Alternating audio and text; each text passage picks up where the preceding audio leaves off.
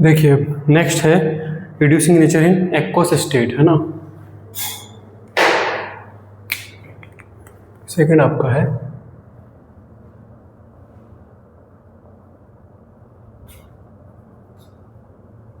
Aqueous state या फिर aqueous solution, है ना।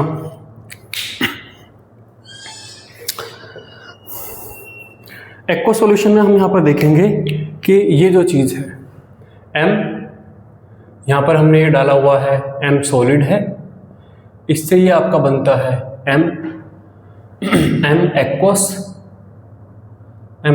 प्लस, और यहाँ पे ये इलेक्ट्रॉन निकलता है। कि ये जो प्रोसेस आपको दिख रहा है ये कितनी आसानी से होता है। जब गैस फेज में था तो वहाँ पे था ये M gas gives M gas plus electron, तो वहाँ पर हमें केवल आयनाइजेशन एनर्जी की देखना था। यहाँ पर हमें ये देखना है कि ये प्रोसेस के लिए क्या चीज़ की जरूरत पड़ती है। ये जो प्रोसेस है इसको रिप्रेजेंट किया जाता है E oxidation, E not oxidation, ठीक है। और ये प्रोसेस 3 प्रोसेस से मिलकर बना हुआ है। The above process occurs in 3 steps। ये आपका 3 स्टेप में होता है। पहला स्टेप देखिए, M सॉलिड है, आप यहां पर सब्लिमेशन एनर्जी दोगे, सब्लिमेशन एनर्जी, और सब्लिमेशन एनर्जी देने के बाद आपका यहां पर बन जाएगा M गैस, ठीक है। ये स्टेप हो जाएगा। फिर अगले स्टेप में आप क्या करोगे, अगले स्टेप में आपके पास M गैस है, आप उसे आयोनाइजेशन एनर्जी दोगे, आयोनाइजेशन एनर्जी यहाँ पर हम फर्स्ट वाली दे रहे हैं 1, और ये बन जाएगा आपका M गैस प्लस के आपका ये इलेक्ट्रॉन।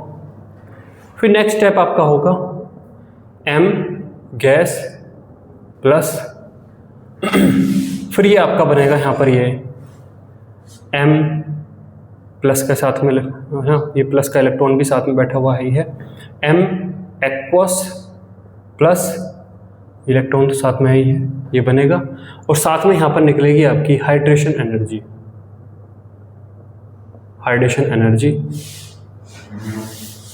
और उसके बाद जब आप फाइनली इसे लिखते हो, तब आपको ये नज़र आएगा, आपको M सॉलिड ना, M सॉलिड, इससे आपका बन रहा है M एक्वस प्लस के electron. That means lithium, sodium, potassium, rubidium, caesium में से जिस मेटल के लिए ये वाला प्रोसेस जितना आसानी से हो रहा होगा वो उतनी ही आसानी से अपना इलेक्ट्रॉन दे रहा होगा, और एक्वस सॉल्यूशन में उतना ही अच्छा रिड्यूसिंग एजेंट आपका ये होगा, ठीक है। तो यानी सिर्फ हाइड्रोजन एनर्जी नहीं, बीच में ये चीजें भी 3 एनर्जी पर डिपेंड करेगा, है ना, सब्लिमेशन एनर्जी, आयनाइजेशन एनर्जी और हाइड्रेशन एनर्जी। तो सर यही कि ओवरऑल इन सब का डेल्टा एच माइनस बैठ रहा है या नहीं? हाँ, इन तीनों का जिसका डेल्टा एच ज़्यादा नेगेटिव में बैठ रहा होगा वो उतना आसानी से ही इस प्रोसेस को कर रहा होगा, ठीक है। अब यहाँ पर वो कहता है कि जो सब्लिमेशन एनर्जी सारी मेटल की लगभग उतनी ही है, मतलब बहुत ज़्यादा उसमें अंतर नहीं है। सब्लिमेशन एनर्जी नियरली सेम है, ठीक है। अब यहाँ पर बात करें आयनाइजेशन एनर्जी की, तो आयनाइजेशन एनर्जी में कौन विन करता है? आयनाइजेशन एनर्जी देने वाली बात है ना। सब्लिमेशन एनर्जी सब में लगभग सेम देनी पड़ रही है, तो इसकी कोई खास चर्चा से फर्क नहीं पड़ेगा, ठीक है। आयनाइजेशन एनर्जी आप कम से कम देना चाहेंगे या ज़्यादा से ज़्यादा इस प्रोसेस के लिए? कम से कम, जो देने वाली एनर्जी वो कम से कम हो। तो आयनाइजेशन एनर्जी अगर कम से कम दी जा रही है तो अच्छी बात है, तो उस हिसाब से कौन जीत रहा है? सीजीएम जीतेगा, क्योंकि आयनाइजेशन एनर्जी सबसे कम आपको देनी पड़ेगी सीजीएम में। नेक्स्ट है हाइड्रेशन एनर्जी। हाइड्रेशन एनर्जी आप चाहेंगे कि ज़्यादा से ज़्यादा निकले। हाइड्रेशन एनर्जी किस में ज़्यादा से ज़्यादा निकलेगी? लिथियम में। अब यहाँ पर सेकंड में सीजीएम जीत रहा है, यहाँ पर आपका लिथियम जीत रहा है, तो फाइनली जीतेगा कौन? तो यहाँ पर देखिए जो ये ऑर्डर होता है आपका, है ना, रिड्यूसिंग करेक्टर में अगर हम क्या देखें, रिड्यूसिंग नेचर जो आपकी यहाँ पर होती है वो आपकी ये होती है, अगर हम गैसियस फेज में देखें तो लिथियम से ज़्यादा आपका सोडियम, फिर आपका पोटेशियम, फिर आपका रुबिडियम, फिर आपका सीजियम, ये आपकी होती है ना। लेकिन यहाँ पर क्योंकि Li+ की हाइड्रेशन एनर्जी ज़्यादा है तो उसकी वजह से Li आपका यहाँ से जंप करके आपका यहाँ दिखेगा आपको, है ना। तो इन एक्वस सॉल्यूशन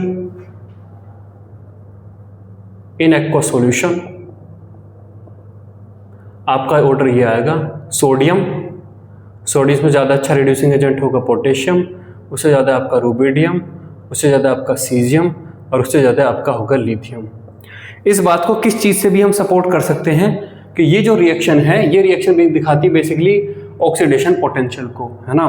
तो यहाँ पर देखिए E0 ऑक्सीडेशन पोटेंशियल अगर आप देखें, है ना, ऑक्सीडेशन पोटेंशियल लिथियम का, सोडियम का, पोटेशियम का, रुबिडियम का और सीजियम का, इनका ऑक्सीडेशन पोटेंशियल जितना प्लस में होगा उतना ही डेल्टा जी नेगेटिव होगा, ठीक है। इनका ऑक्सीडेशन पोटेंशियल पॉजिटिव में होगा, जितना ज़्यादा पॉजिटिव उतना ही डेल्टा जी की वैल्यू इस रिएक्शन के लिए नेगेटिव बैठेगी। तो यहाँ पर देखिए सोडियम के लिए जो वैल्यू है ये रहती है आपके +2.71 वोल्ट में है ये सब डाटा वोल्ट। पोटेशियम के लिए +2.925 वोल्ट, यहाँ पर आपकी +2.93 वोल्ट, यहाँ पर आपकी +2.931 वोल्ट और लिथियम की रहती है +3.05 वोल्ट। ये आपकी फाइनली आती है, ठीक है। पहले आप ये लिखेंगे, उसके बाद मैं 3 लाइन पॉइंट लिखाऊंगा, फिर वो लिखना।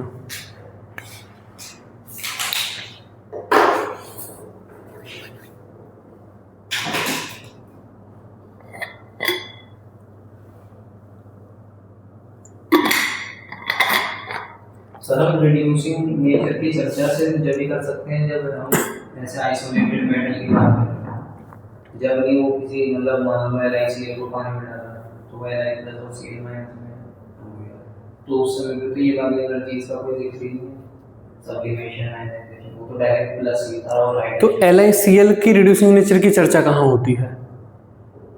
आप रिड्यूसिंग नेचर की चर्चा करोगे, सोडियम की रिड्यूसिंग नेचर की चर्चा करोगे। LiCl रिड्यूसिंग एजेंट है क्या? तो सर अच्छा LiCl तो Li में प्लस बनते, Li प्लस बनते थे, अपने इलेक्ट्रॉन पहले ही Cl को दे चुका, खत्म, वो तो कुछ भी नहीं है, राख है, वो तो रस्सी जल गई, मतलब खत्म हो।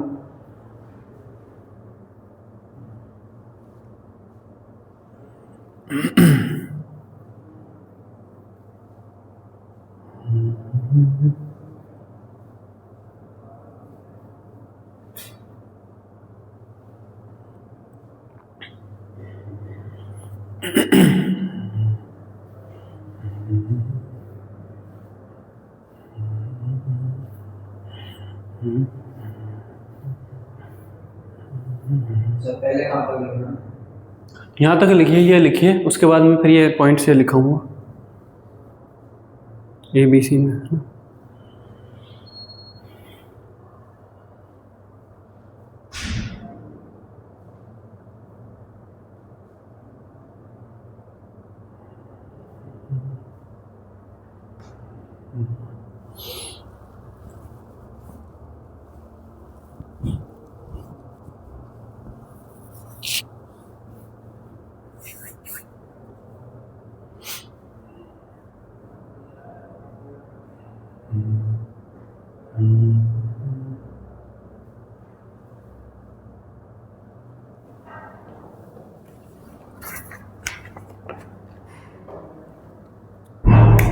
एरो के ऊपर यहाँ पर H2O लिख लीजिएगा।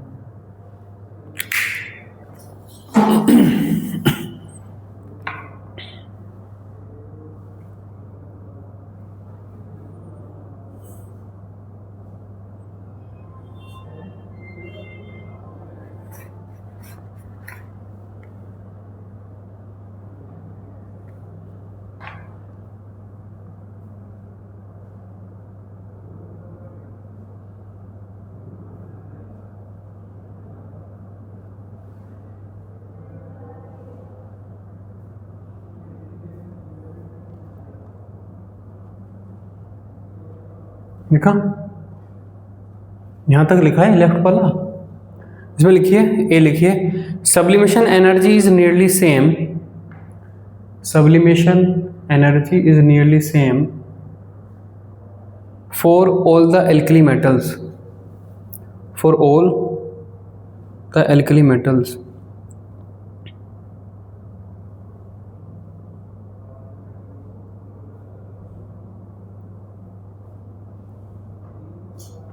भी लिखिए, ionization energy is lowest for caesium, ionization energy is lowest for caesium. Caesium की दो स्पेलिंग है, CAESIUM या CESIUM। और सी लिखिए, Li plus ion is smallest in size, Li plus ion is smallest in size, hence it has maximum degree of hydration, maximum degree of hydration।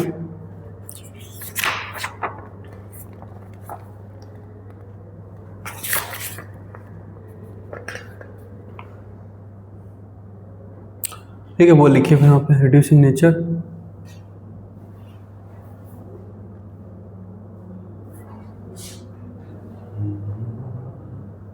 Gas phase से ये मान लीजिए बस लिथियम कूद के उधर आ गया, बाकी सब सेम रहा है।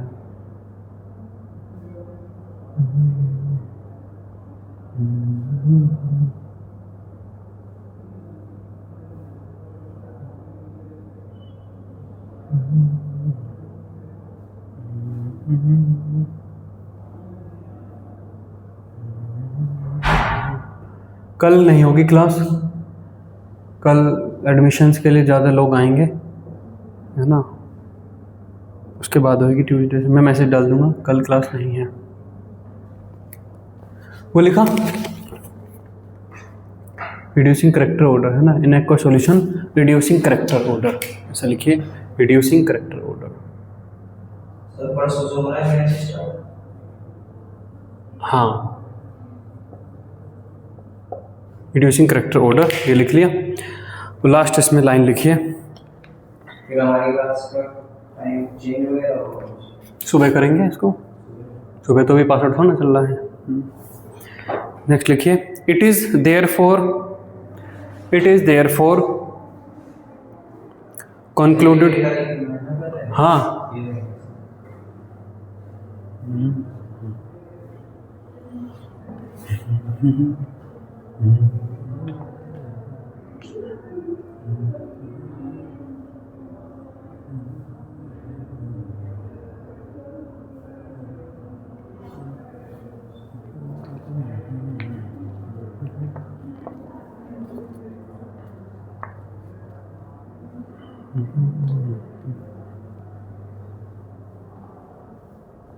हो गया भाई। देखिए, it is therefore concluded that, it is therefore concluded that, it is therefore concluded that highest reducing power of lithium, highest reducing power of lithium in aqueous solution, in aqueous solution, in aqueous solution due to is due to its large heat of hydration, is due to its large heat of hydration, large heat of hydration। ठीक है, चलिए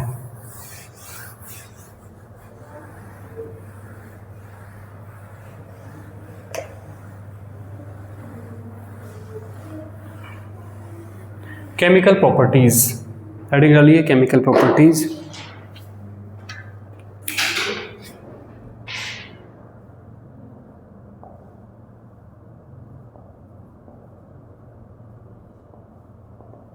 chemical properties, जो alkali metal हैं वे chemically क्या हैं, highly reactive हैं, normal reactive हैं या लेस रिएक्टिव हैं? हाईली रिएक्टिव है। क्यों हाईली रिएक्टिव है बताइए? सर आयनाइजेशन एनर्जी रेडियली कर रहा है, बाकी मेटल्स बहुत बड़ी आसानी से इलेक्ट्रॉन डोनेट करते हैं और ऑक्सीडाइज हो जाते हैं। हाँ, तो ये तो एक ही बात होगी ना, आयनस एनर्जी कम है, इलेक्ट्रॉन डोनेट कर देते, वो घुमा पर आके वो एक ही बात है कि आसानी से इलेक्ट्रॉन निकाल देते हैं। एक तो ये कारण है।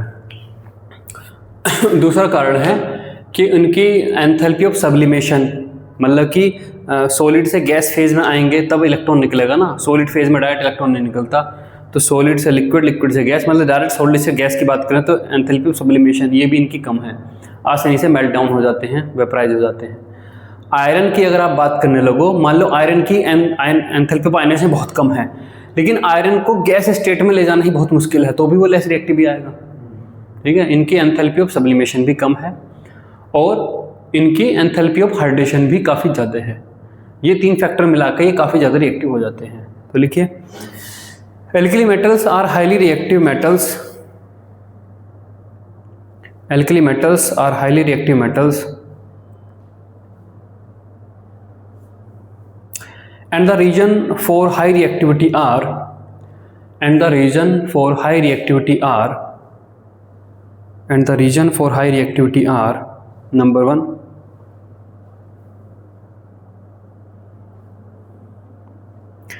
they have low value of ionization energies,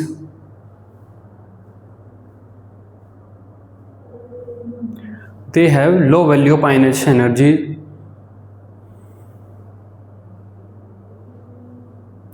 so easily lost their valence electron, so easily lost their valence electron to form M plus ion, to form M plus ion.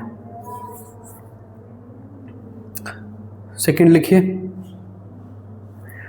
they have low heat of atomization, low heat of atomization, atomization बोलिए या sublimation, एक ही मतलब निकलेगा, है ना। They have low heat of atomization, so easily comes into vaporized form, so easily comes into vaporized form, so easily comes into vaporized form. और third लिखिए, high heat of hydration, they have high heat of hydration, they have high heat of hydration. Sir ऐसा तो नहीं होता कि gaseous phase में ही निकलता है इलेक्ट्रॉन से।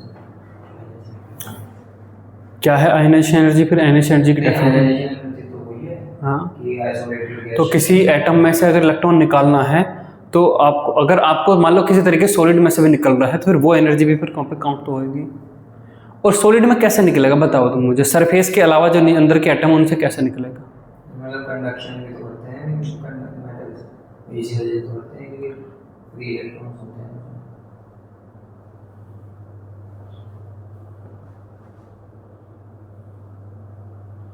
लेकिन गैस फेज में एटम वे आपके वहाँ पे जो कर रहे होंगे वहाँ पर भी फिर कुछ और मैटर होगा कि इलेक्ट्रॉन अगर दिया तो नया इलेक्ट्रोस्टैटिक सिस्टम भी डेवलप हो। उस इलेक्ट्रॉन ने, वो इलेक्ट्रॉन बिल्कुल घर छोड़ कर बाहर नहीं गया, वो इलेक्ट्रॉन वही है, एक का दूसरे के साथ भी इंट्रैक्शन है।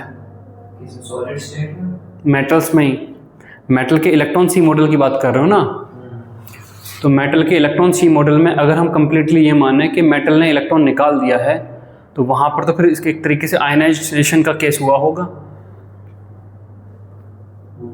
तो इलेक्ट्रॉन सी मॉडल को एग्जैक्ट ये नहीं मानिए कि आयनाइज हो गए हैं वे सारे के सारे। वो इलेक्ट्रॉन अगर निकला है तो निकलने के बाद उस इलेक्ट्रॉन का दूसरे कर्नल के साथ भी इंट्रैक्शन डेवलप हुआ है, तो यहाँ से कुछ ताकत लगी तो यहाँ से नहीं बन गई, वो एनर्जी वहीं की वहीं बैलेंस टाइप से कुछ चल रही है। आयनाइजेशन एक अलग ही है कि इलेक्ट्रॉन बिल्कुल निकल गया, ख़त्म, आयन बना हुआ बैठा है, उस आयन का इलेक्ट्रॉन के साथ अब कोई लेना देना नहीं है। तो उस दृष्टि से आप इसे देखिए, ठीक है, अलग चीज़ें हैं ये, है ना। They have high heat of hydration, ठीक है। पहला लिखेंगे reactivity toward air, reactivity toward air, reactivity toward air.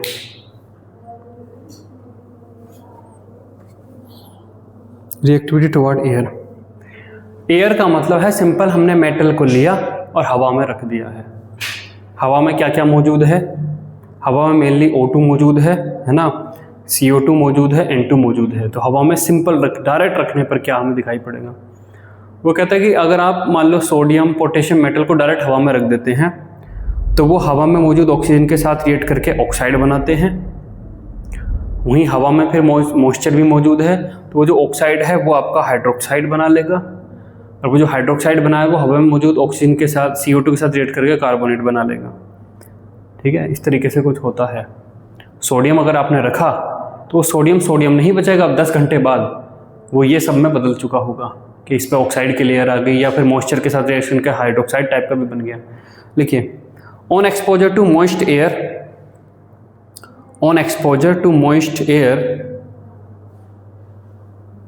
Comma all alkali metals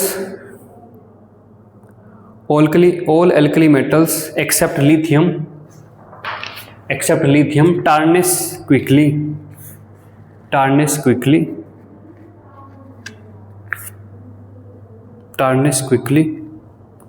full stop. The effect of atmosphere increases from lithium to cesium.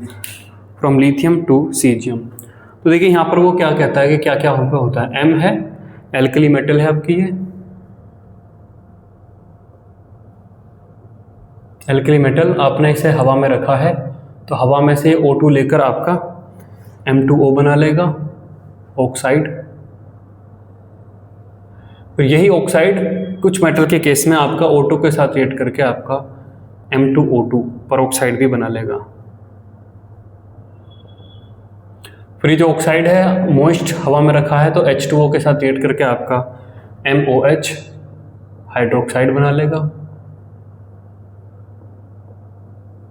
और फिर यही हाइड्रोक्साइड हवा में मौजूद जो CO2 है उसके साथ रिएक्ट करके आपका M2CO3 कार्बोनेट भी बना लेगा। इस तरीके से मेटल्स आपको ये करते हुए नजर आएंगे। ये लिखिए,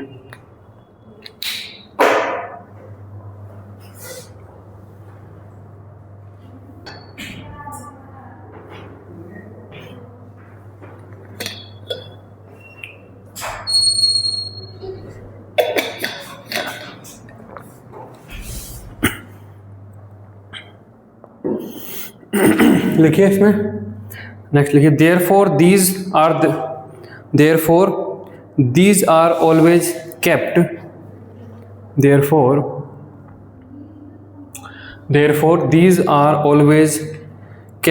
under kerosene to protect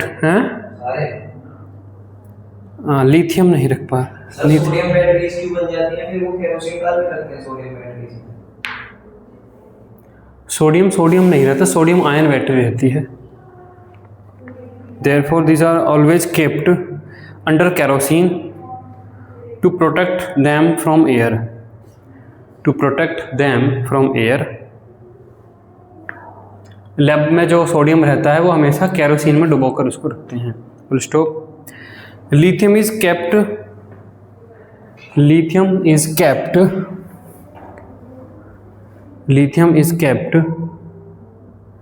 wrapped in paraffin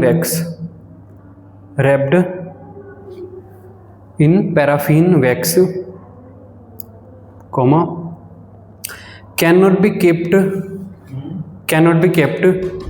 kept है या kept है, क्या है ये kept, cannot be kept in kerosene। Kerosene में नहीं रख सकते लिथियम को क्योंकि ऊपर तर जाएगा, डेंसिटी कम है ना। kept in kerosene because its density is lower than kerosene, बाकी की डेंसिटी केरोसिन से ज़्यादा है।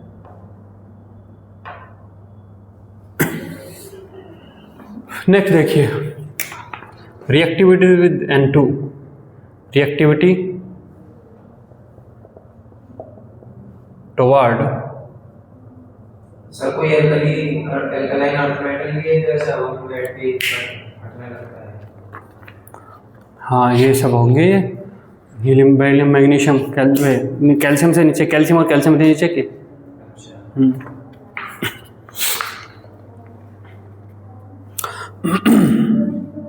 N2 के साथ reaction.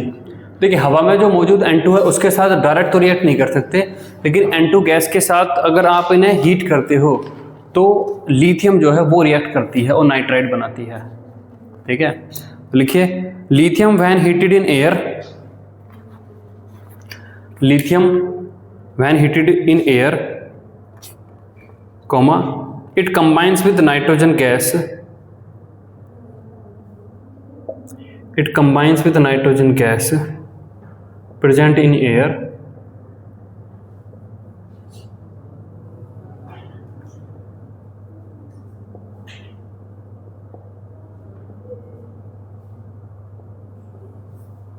to form nitride to form nitride to form nitride।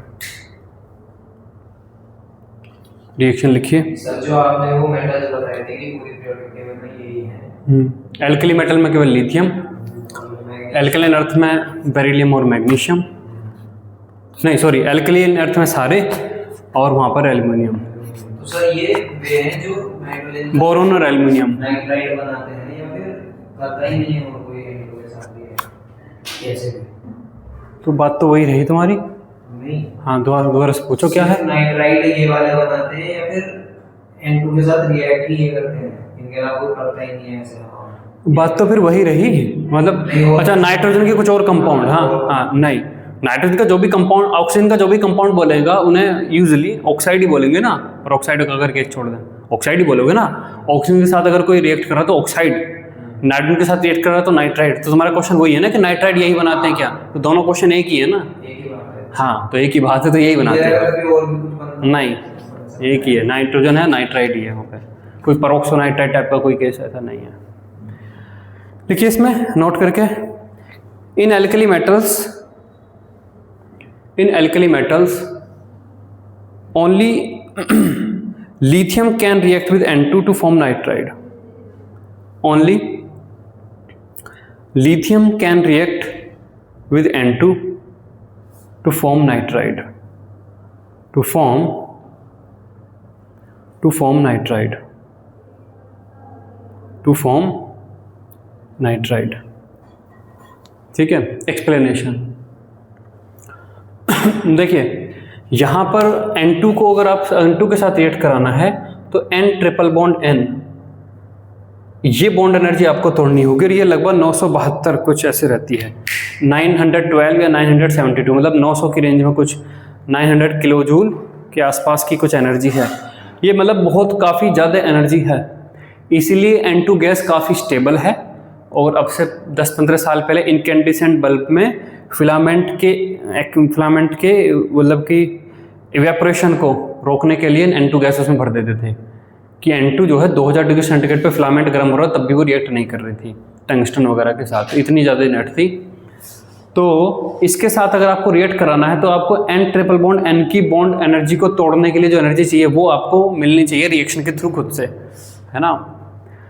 तो यहाँ पर देखिए लिथियम है, लिथियम के साथ जब ये बनता है लिथियम नाइट्राइड तो लिथियम आयन साइज में काफ़ी छोटा है, तो यहाँ पर जो लेटेस्ट एनर्जी निकलती है वो इतनी है कि इस पीछे से लगने वाली एनर्जी को कंपनसेट कर दें। तो इसलिए एल्कली मेटल में केवल लिथियम ही इस कंडीशन को पास कर पाता है, ठीक है, बाकी नहीं कर पाते। तो लिखिए सर कंपनसेशन का अभी ये मतलब होता है कि शुरुआत इनिशिएशन करने के बाद इतनी एनर्जी दे दी कि बॉन्ड हो रही है। अगर एनर्जी कंपनसेट हो रही है तो रिएक्शन आसानी से होती हुई नजर आएगी या हाई यील्ड हो रही होगी, इस तरीके से बोला जाएगा। लेकिन अगर रिएक्शन बहुत ज़्यादा एनर्जी कंज्यूम करते हुए चल रही है, एंडोथर्मी भी तो रिएक्शन होती है। मतलब हर रिएक्शन में हम ये चीज़ देख के चलते हैं कि बाद में क्या होगा उस हिसाब से ये भाई फिजिबल है, ऐसे क्यों करते हैं? उन्हें क्या पता बाद में ज़्यादा निकलेगी तो वो नहीं, हम उन्हें पता नहीं, ये तो एक्सप्लेन किया गया है कि इसमें एनर्जी ज़्यादा निकली थी इसलिए हो गया है। हाँ तो तुम थोड़े से अलग सेंस में पूछ रहे हो ना कि हम पहले बाद में निकलती होगी तो इसलिए मैं बॉन्ड तोड़ दूँ, तो तुम बाद में निकलेगी तो इसलिए वो हो पा रहा है ये चीज़, ऐसे कैसे कह सकते हैं? कोई केमिकल रिएक्शन है उसको लेफ्ट हैंड साइड में 100 जूल की रिक्वायरमेंट है। अगर 100 जूल उसे मिल जाए तो 105 जूल जनरेट हो जाएगी। रिएक्शन को लेफ्ट हैंड साइड में जो चीज़ें मौजूद हैं उनको अगर आप 100 जूल दे देते हो तो वे राइट साइड में पहुंच जाएंगे। राइट साइड में पहुंचने के बाद 105 जूल एनर्जी रिलीज हो जाएगी। तो ऐसी रिएक्शन का जन्म होना चाहिए या नहीं होना चाहिए? होना चाहिए। तो यूजुअली हम इसी तरीके से देखते हैं कि जो थर्मोडायनेमिकली जो डाटा की एनर्जी की रिक्वायरमेंट है वो पूरी हो रही है या नहीं हो रही है ना। अगर वो खुद से ही सेल्फ सस्टेन्ड ऐसा पूरी हो रही है तो रिएक्शन अपने आप बहुत आसानी से हो रही होगी और एक्सोथर्मिक नेचर की हम उसे बोलेंगे। कई बार वो इस तरीके से रिक्वायरमेंट पूरी नहीं हो रही होगी तो हमें अपनी तरफ से एनर्जी देनी पड़ रही होगी और वो तब पूरी होगी, तब वो एंडोथर्मिक टाइप की होगी।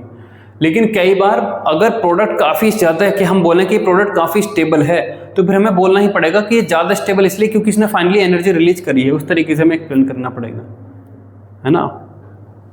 यानी मतलब एक्सोथर्मिक हो या एंडोथर्मिक कोई भी रिएक्शन उसी इनिशिएशन में कुछ एनर्जी चाहिए होगी, ये कह सकते हैं। आप इनिशिएशन को कैसे देखते हो? एक रिएक्शन, केवल एक रिएक्शन, उससे ये चली फिर आगे सीक्वेंशियल ऐसे देखते हो? कैसे देखते हो? मुझे ये समझ में आना चाहिए ना।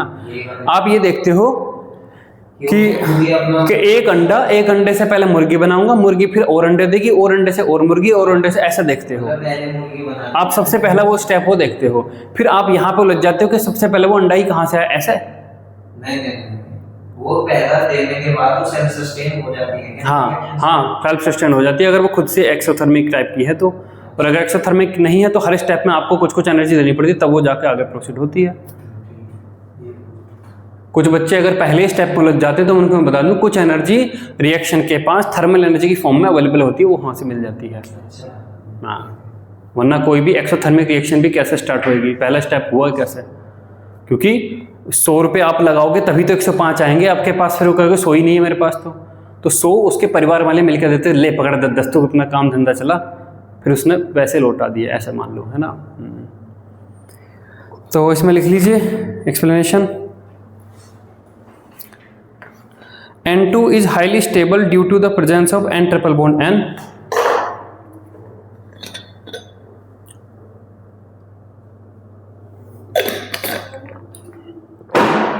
N2 is highly stable due to the presence of N triple bond N. Bracket में बॉन्ड एनर्जी लिखिए।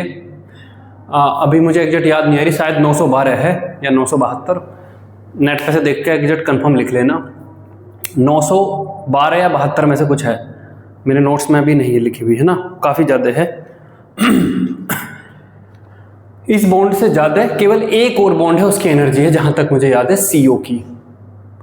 N ट्रिपल बॉन्ड N से जो ज़्यादा एनर्जी है वो C ट्रिपल बॉन्ड O जो है उसकी है, उससे ज़्यादा किसी की बॉन्ड ट्रिपल बॉन्ड की एनर्जी नहीं है ना। Comma, so it require a large amount of energy to break it. So it requires a large amount of energy to break it. Full stop. In the case of Li, comma, in the case of Li, comma, Li3N is formed. Li3N is formed. Li3N is formed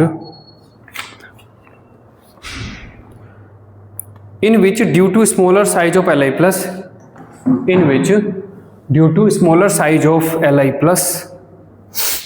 comma, it has very high lattice energy.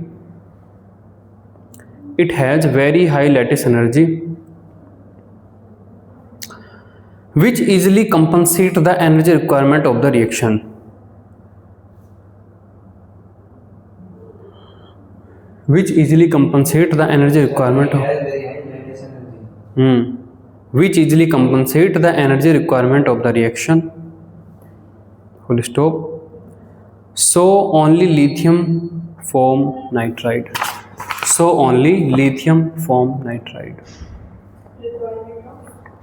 Requirement of the reaction.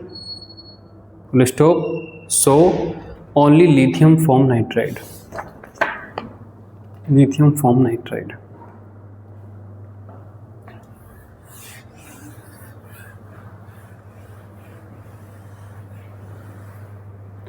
reactivity toward water.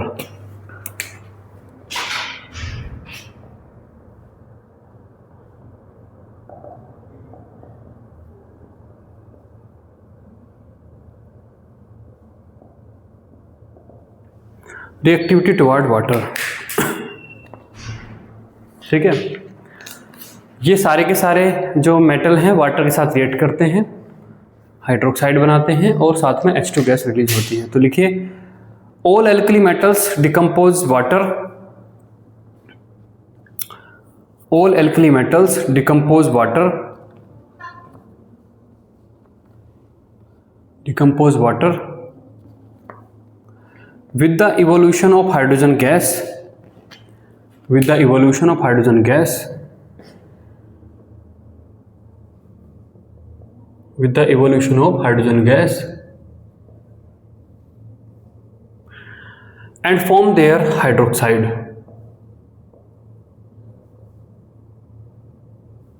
and form their hydroxide.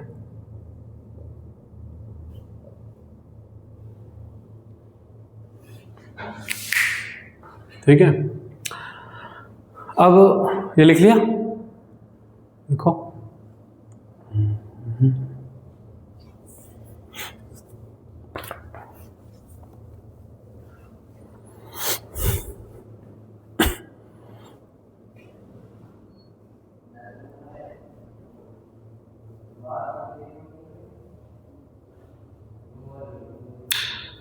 कौन सी metal सबसे ज्यादा तेजी से react करती होगी पानी के साथ? लिथियम या सीजियम?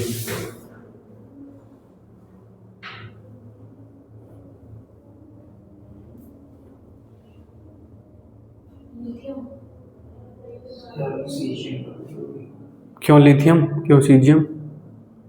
उसका हाइड्रेशन जो ज़्यादा होता है तो उस पे इंटरेक्शन ज़्यादा होता है। हाइड्रोजन एनर्जी ज़्यादा है तो जब लिथियम से Li+ बनता हो, हाइड्रोक्साइड के अंदर Li+ ही है होगा ना, तो वहाँ पे जो एनर्जी निकल रही है हाइड्रोजन एनर्जी वो ज़्यादा है। क्यों सीजियम? सर वो फिर हाइड्रेटेड रेडियस का मतलब क्या होगा? वो ये ज़्यादा जल्दी कर सकता है। हाइड्रेटेड रेडियस का मतलब Li+ ने हाइड्रेटेड रेडियस बड़ी बनाई है, तभी तो हाइड्रोजन एनर्जी ज़्यादा निकली है।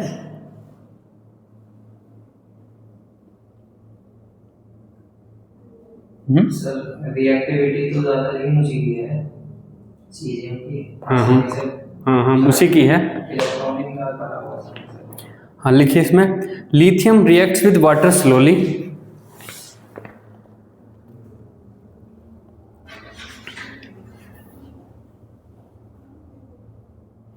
Lithium reacts with water slowly. Next time लिखिए, sodium reacts with water quickly,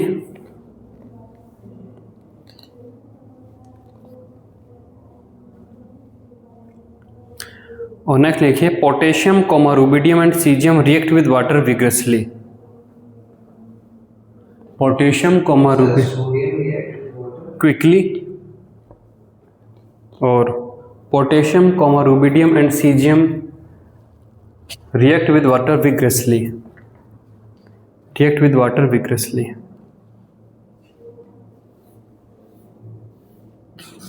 ठीक है।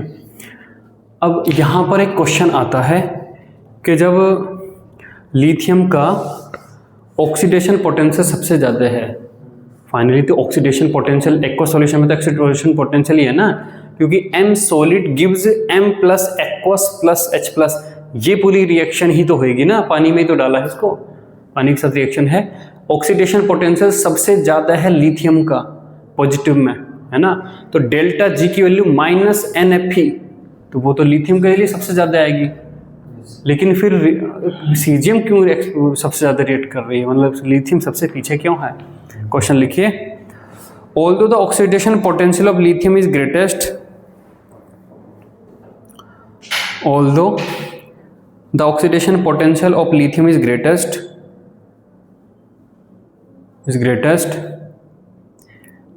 but the reactivity of lithium for water is slowest, but the reactivity of lithium for water is slowest, comma explain।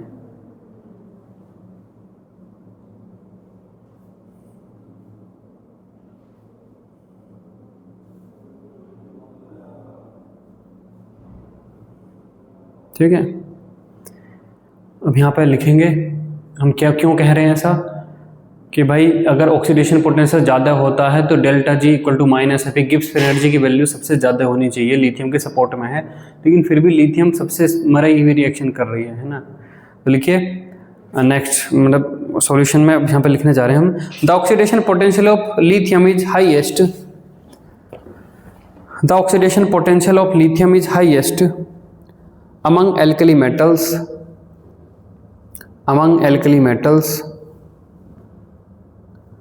comma, that is free energy released,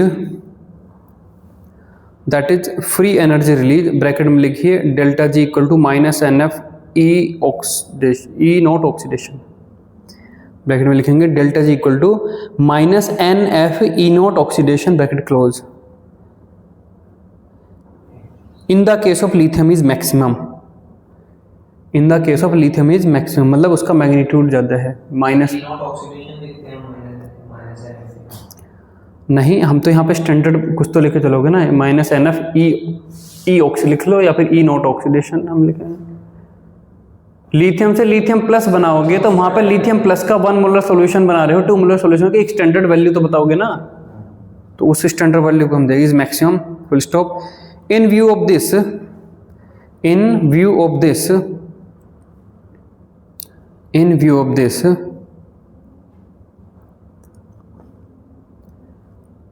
it looks rather surprising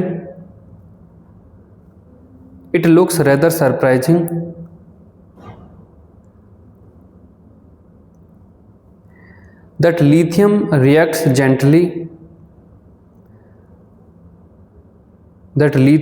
gently with water, whereas potassium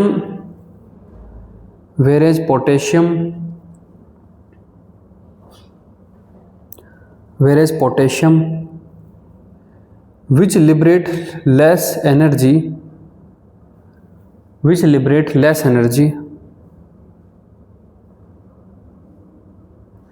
react violently and catches fire, तो देखिए पर article profit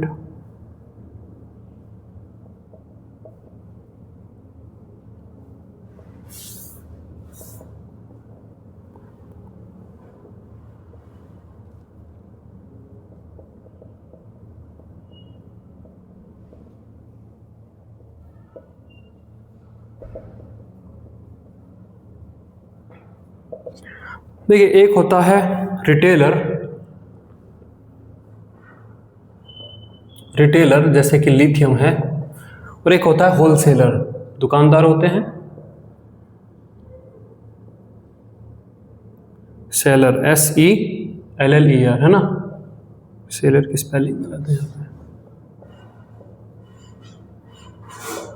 जो wholesaler होता है जो गली वली में दुकान होती है, जो रिटेलर होता है जो गली वली में दुकान, जो एंड पॉइंट पे कस्टमर को बेच रहे हैं, वो सबसे ज़्यादा मार्जिन कमाते हैं प्रोडक्ट का, है ना, पता है?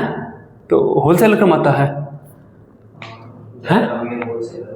ज़्यादा अमीर होता है ना, लेकिन एक प्रोडक्ट पर कितना प्रॉफिट कौन ज़्यादा कमाता है? होलसेलर। हाँ, तो रिटेलर को जिस तरीके से, जैसे कि 10 रुपये का वो सामान खरीद कर लाया और उसे बेच देगा वो 20 में, ये है रिटेलर। होलसेलर ऐसा करता है 10 रुपये का सामान लाया और उसे बेच देगा भाई 11 रुपये में, इतना बस कि होलसेल की दुकान है भाई, सब यहाँ पे बहस मत करो, है ना, 10 रुपये की तो खरीदी है, चलो 11.25 लगा दूंगा, इतने जब वो जाते ही नहीं है कि भैया ये होलसेल का दाम है, और ना आदमी जाकर बहस करते ये है। तो ये वही कहानी है कि भाई रिटेलर है लिथियम, वो तो पर प्रोडक्ट ज़्यादा पैसे कमाता तो ज़्यादा अमीर होगा, फिर भी ज़्यादा अमीर की रिटेलर क्यों नहीं, होलसेलर क्यों है? पर आर्टिकल प्रॉफिट कितना कमा रहा है वो? 10 रुपये का ले रहा है, और ये पर आर्टिकल प्रॉफिट 1 रुपये का ले रहा है। तो ये होलसेलर तो गरीब होने चाहिए, उनका तो काम भी नहीं चलना चाहिए, है ना। मान लो अब यहाँ पर क्या है, कितने सेल उस करी उसने, ये एक दिन में 10 सेल करता है और ये निकाल देता है भाई 1000 सेल, भाई के 100 से कम तो दूंगा ही नहीं मैं, 1000 सेल निकाली, प्रॉफिट कितना है इसका? 100 रुपये का, और इसका प्रॉफिट कितना आया? 1000 का। यही है कहानी। जब आप उसमें लिथियम डालते हो तो लिथियम का 1 मोल जाकर 500 जूल निकालेगा, वहीं सीजियम का 1 मोल जाकर 300 निकालेगा। लेकिन उतने ही सेकंड में लिथियम के 2 मोल घुलेंगे, उतने ही सेकंड में सीजियम के 50 मोल घुल जाएंगे। धड़ धड़ धड़ धड़ खुले जा रहे हैं। उतने ही टाइम में 2 सेकंड के इंटरवल में लिथियम का 1 मोल रिएक्ट कर पाया होगा, उतने ही टाइम में 2 सेकंड में सीजियम के 10 मोल रिएक्ट कर गए होंगे। तो ज़्यादा एनर्जी तो फाइनली उसने फेंकी ना, और उतने ही कम टाइम में ज़्यादा एनर्जी निकली तो रिएक्शन वॉलेंट लगेगी। इतनी हीट पैदा हो जाएगी कम टाइम में कि वहाँ पे आग पकड़ लेती है वो, है ना, समझे। उतने ही टाइम में सीजियम पोटेशियम के ज़्यादा मोल रिएक्ट कर जाते हैं, और उदाहरण आपके सामने है। इससे बढ़िया उदाहरण मेरे पास नहीं हो सकता, है ना। पर प्रोडक्ट कम मार्जिन कमाने पे भी होलसेलर क्यों अमीर है? क्यों? हाँ, अब ये भी बताएंगे, पहले ये लिख लो।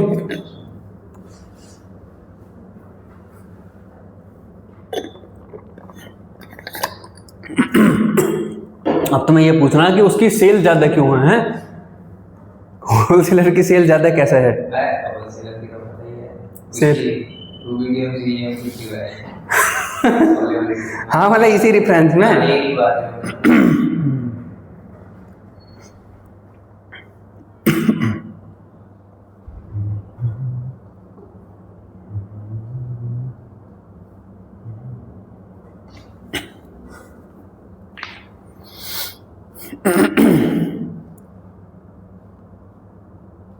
लेकिन नुकसान भी ज्यादा यही झेलता है समय पाने में। क्यों? होलसेलर जब समय खराब। हाँ हाँ, वो तो कब किसी का भी खराब हो सकता है।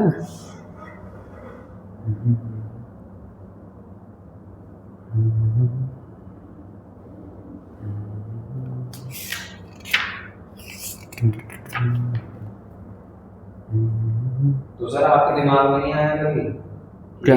वो आपके आए थे धनबाद में जो चाय वाला था कि मैंने एक कमरे खोल। जब तक कॉलेज में थे फाइनल ईयर में, जब तक तो हम जैसे ही शाम को निकलते थे, जैसे मेरा दोस्त था प्रशांत कि भाई खोले यहाँ पे चाय की दुकान, देख ले बढ़िया कमाई हो जाएगी, तब तक तो हाँ खोलते हैं ये था।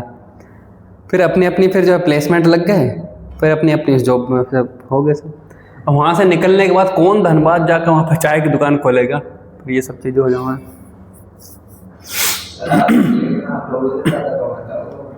बिल्कुल कमा लेता होगा भाई, बिल्कुल क्यों नहीं कमा लेता होगा।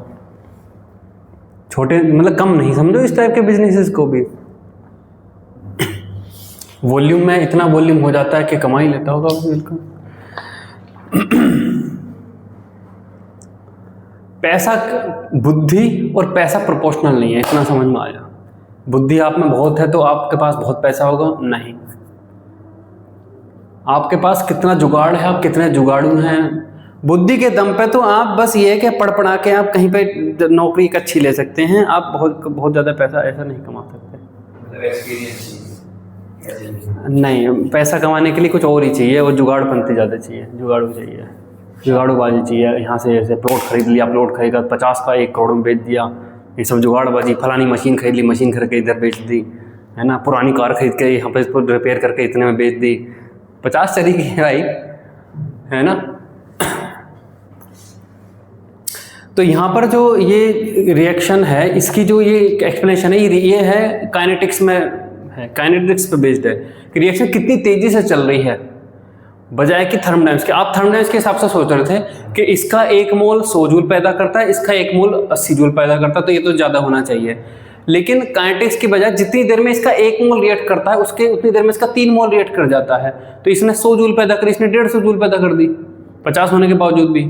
तो अब काइनेटिक्स अगर इनकी ज़्यादा तेज है तो रिएक्शन में आपको पर यूनिट टाइम में ज़्यादा हीट पैदा करती हुई दिखेगी, इसलिए ज़्यादा विग्रेसली लगेगी, है ना।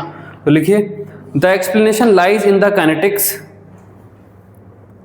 The explanation lies in the kinetics. तो सर फिर जो पूरा चैप्टर पढ़ के वो आप उस दिन घोल निकाला, वो भी बेकार हो गया। क्या निकाला? जो जब आपने थर्मोडायनामिक्स पढ़ाया, 10 एग्जाम्पल एंथैल्पी निकालने के, 10 एग्जाम्पल इसके एंट्रोपी के, फिर एंड में बताया कि डेल्टा जी फैक्टर है जो स्पॉन्टेनिटी को बताएगा। हाँ, वो आ गई तो फिर 12th में आए तो भाई काइनेटिक्स भी है, काइनेटिक्स वहीं में कुछ क्वेश्चन या तो रह गए होंगे, वहीं कुछ क्वेश्चन ऐसे भी तो थे। अगर किसी रिएक्शन की डेल्टा जी ज्यादा नेगेटिव, मतलब A to B, इस रिएक्शन की डेल्टा जी है -100, C to D इस रिएक्शन की डेल्टा जी है -200, तो क्या C to D वाली रिएक्शन A to B से ज्यादा तेज चल रही होगी? अच्छा, वो सिर्फ स्पॉन्टेनिटी बताता है कि क्या चलेगी, फिजिबल है या नहीं, ये नहीं बताता कि कौन सी ज्यादा। उसमें भी फिर एक और कैच है, पहले तो तुम इसको बताओ। नहीं, जरूरी नहीं है। A to B -100 है, C to D -200 है, तो क्या C to D वाली रिएक्शन ज्यादा तेजी से प्रोग्रेस कर रही होगी? नहीं, ऐसा कुछ जरूरी नहीं है। हाँ, ये भी है एग्जाम्पल। अगेन, अगर किसी रिएक्शन के किसी प्रोसेस की डेल्टा जी नेगेटिव है तो क्या वो अकरिंग स्टेट में होगा, ऐसा होगा? हाँ, मतलब सर अब ये तो होना चाहिए, वे 3-4 लेक्चर इसीलिए तो पढ़े थे। ये भी नहीं है, वो अनस्टेबल स्टेट पे बैठा हो, ऐसा भी हो सकता है। अगर किसी तरीके से किक इन कर दो वो चल जाएगा, लेकिन वो ऐसी स्टेट में बैठा है कि अभी उसे स्टार्ट होने वाला वो इनिशिएशन, अगेन उसका काइनेटिक्स स्टार्टिंग पॉइंट उसे मिल नहीं रहा, बस वहां पे बैठा है वो। हाँ, ये भी जरूरी नहीं है, मतलब पहाड़ की चोटी पर रखे हुए पत्थर की डेल्टा जी नेगेटिव है, पॉजिटिव है, नेगेटिव है। लेकिन गिर तो नहीं रहा वो, क्योंकि उसका जो टिपिंग पॉइंट है हल्का सा, वो हवा का जो झोंका जो उसे चाहिए, वो हवा का झोंका भी उसे नहीं मिला है लाखों सालों में। जैसी हवा का झोंका उस डायरेक्शन से हवा आ गई, वो डेल्टा जी नेगेटिव अपना काम कर देगी, लेकिन जब नहीं मिल रहा तो नहीं मिल रहा। जैसे आप पानी को उबालिए, पानी को बॉईल करिए, और प्लास्टिक की वो पानी पीने वाली जो पानी की बोतल होती है उनमें आप उन्हें भरिए, है ना, भर के उसे 8-10 बोतल लीजिए ऐसा, और फ्रीजर में रख दीजिए, फ्रीजर बंद कर दीजिए, है ना, थोड़ी सी खाली छोड़ देना, अगर वो जम गई तो वो बोतल फट जाती है, उतनी छोड़ कर उसे रख देना, ठीक है। तो अगर मान लो तुमने 10 बोतल रखी और फ्रिज पूरी रात चला, तो क्या 10 की 10 बोतल में फ्रीजर का टेम्परेचर -10 डिग्री सेंटीग्रेड के आसपास हो जाता है, तभी बर्फ उसमें जमती है। जब आप सुबह को बोतल निकालोगे, क्या 10 की 10 में बर्फ जमी हुई मिलेगी?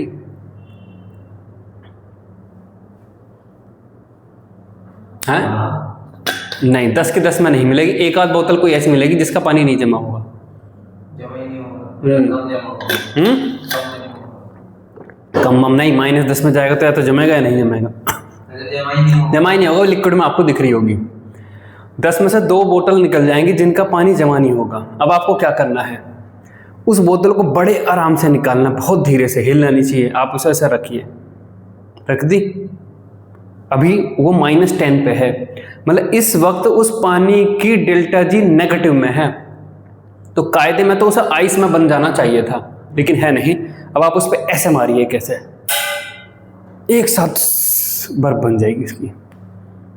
देखा नहीं तुमने? ये तो यूट्यूब पे बहुत जगह पे दिखता है। ये इस वजह से, अच्छा, वो नेगेटिव की डेल्टा जी पे बैठा है, लेकिन वो स्टेप से अनस्टेबल फॉर्म में है, वो मेटास्टेबल फॉर्म में मान लीजिए, ऐसा फॉर्म में वो बैठा है। उसे वो स्टार्टिंग पॉइंट नहीं मिल रहा, उसे न्यूक्लिएशन साइट नहीं मिल रही पानी को जमने के लिए। एक न्यूक्लिएशन साइट, कोई सैंड पार्टिकल, कोई ग्रेन, कोई इस तरीके से चाहिए, कोई बबल चाहिए होता है, वो नहीं मिल रहा, क्योंकि आपने पानी, आरओ का पानी लिया, उसे अभी बॉईल कर दिया तो उसके अंदर ऑक्सीजन सब निकल गई, आपने उसे रख रखा, बस वो ठंडा होता चला गया, उसे न्यूक्लिएशन साइट मिली नहीं, तो डेल्टा जी नेगेटिव पे तो बैठा है, लेकिन अभी वो चला नहीं। लेकिन जैसे आपने रखा, ऐसे झटका दिया, उसके अंदर हल्का सा बबल बना, वहीं से वो पूरा जम जाएगा।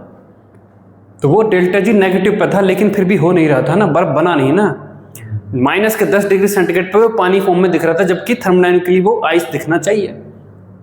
तो डेल्टा जी नेगेटिव होने पे भी कोई प्रोसेस हमें हो सकता ना दिखे, लेकिन वो उस स्टेबिलिटी में बैठा है कि हो जाएगा, कुछ भी अगर उसे स्टार्टिंग कुछ मिल जाए जो उसकी वो जरूरत, तो हो जाएगा वो, ये है।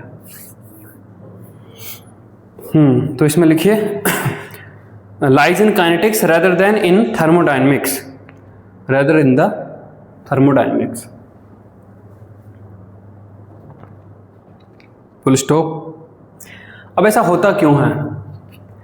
तो यहां पर देखिए, जो पोटेशियम, रूबिडियम और सीजियम है, इनका जो ये है मेल्टिंग पॉइंट जो है, ये कम है। मेल्टिंग पॉइंट वाले पन्ने पे जाइए जरा। सीजियम का मेल्टिंग पॉइंट कितना है? 29 डिग्री सेंटीग्रेड। बहुत कम। वहीं लिथियम का तो 181 है ना। तो यहाँ पर क्या होता है, जैसे आप उसे डालते हो तो जैसे ही हल्की सी हीट पैदा होती है वहाँ पे, तो सीजियम जो सॉलिड में आपने डाला है, तो उसका इतना बड़ा सरफेस एरिया, जैसे इतना बड़ा, लेकिन जैसे सीजियम डाला वो लिक्विड बन गया तो फैल गया ना, उस पर फैल गया तो बहुत लार्ज सरफेस एरिया एक्सपोज हो गया। तो लार्ज सरफेस पर रिएक्शन चल रही है, तो बहुत ज़्यादा काइनेटिक्स चल रहा है उसका। काइनेटिक्स तो उसी के हिसाब से चलेगा ना, कितना ज़्यादा रिएक्शन का सरफेस एरिया मौजूद वहाँ पर है। तो डालते ही सीजियम मेल्ट हो जाता है, रिएक्शन बहुत तेज हो जाती है। लिथियम को डालोगे तो वो मेल्ट उतनी जल्दी से नहीं होता, तो रिएक्शन रिलेटिवली वो काइनेटिक्स स्लोअर रह जाता है। इसलिए पोटेशियम, रुबिडियम, सीजियम बहुत तेज़ी से रिएक्ट कर पाते हैं, लिथियम स्लोली और पोटेशियम सोडियम उसके बीच में। लिखिए potassium comma rubidium comma caesium has potassium comma rubidium comma cesium has a low melting point,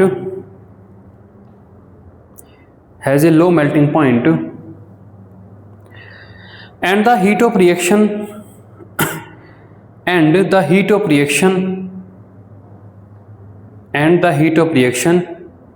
is sufficient to make it melt or even vaporize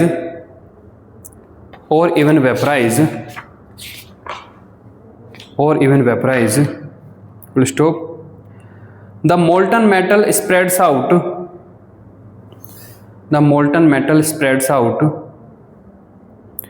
and exposes larger surface to the water, so it reacts even faster,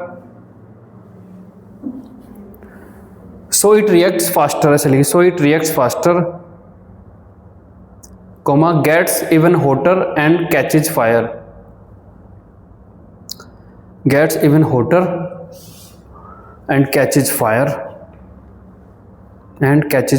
full stop. Next time लिखिए on the other hand the melting point of lithium is higher,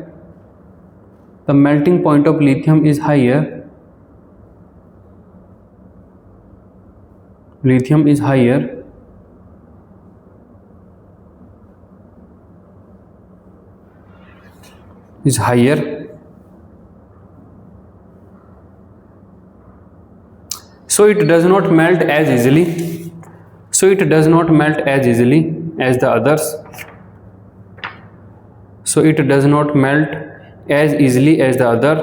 so the reaction is slowest,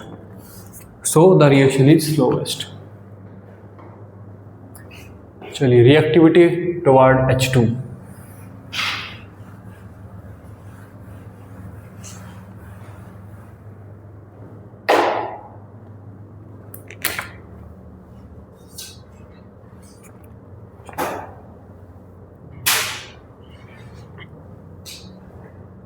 reactivity toward H2 hydrogen gas के लिए। तो यहाँ पर देखिए, लिखिए इसमें the alkali metal combines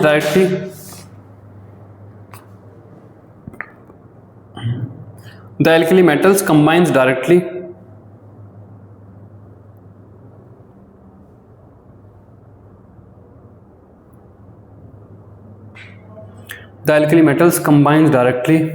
with hydrogen bracket में H2 लिख लीजिए, with hydrogen to form crystalline hydride of the formula M plus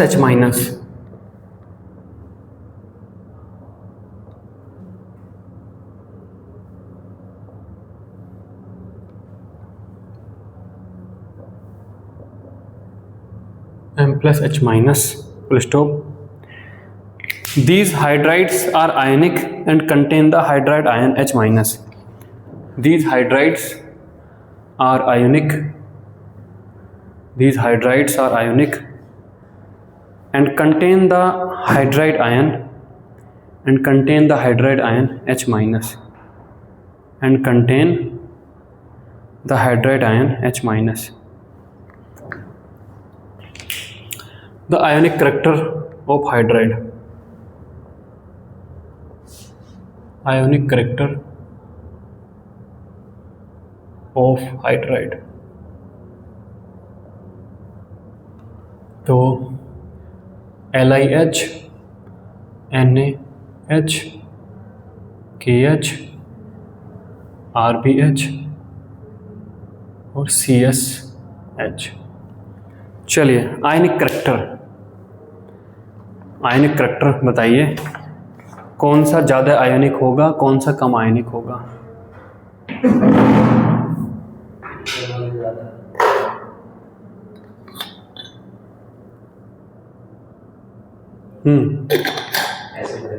Fazan rule के अकॉर्डिंग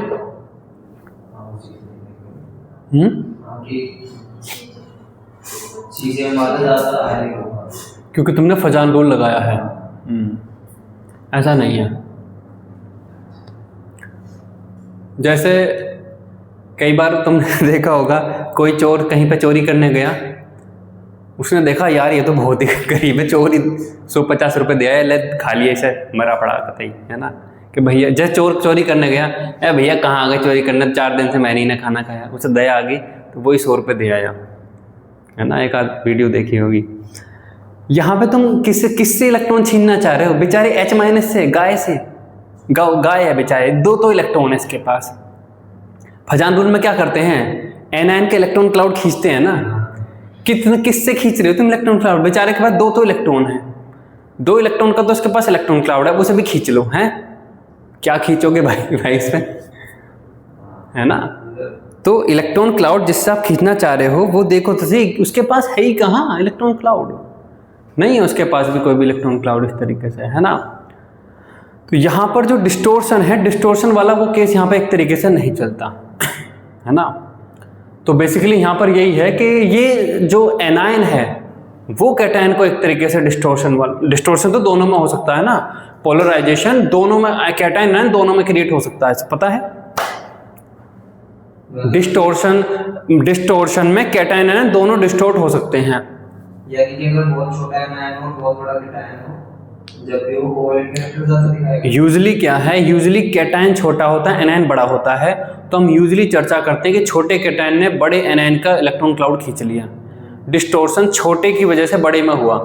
लेकिन अगर आपका जो एनायन है वो बड़ा हो ही ना, छोटा हो वो और एनायन बड़ा हो, तो फिर अपोजिट डिस्टोर्शन की कहानी भी तो लिखी जाएगी ना। तो कोवैलेंट कैरेक्टर को बढ़ाएगा वो डिस्टोर्शन भी। हाँ, मतलब उससे कोवैलेंट कैरेक्टर बढ़ेगा, आयनिक कैरेक्टर घटेगा। हाँ, तो ये इसीलिए यहीं पे है, ये केवल पूरी केमिस्ट्री में यहीं पर है। तो इसमें लिखिए ये ऑर्डर आएगा, इसमें आयनिक कैरेक्टर में ये ऑर्डर है, ठीक है, लिखो। अच्छा, यही है केवल हाइड्राइड में है, उसके अलावा कहीं नहीं है।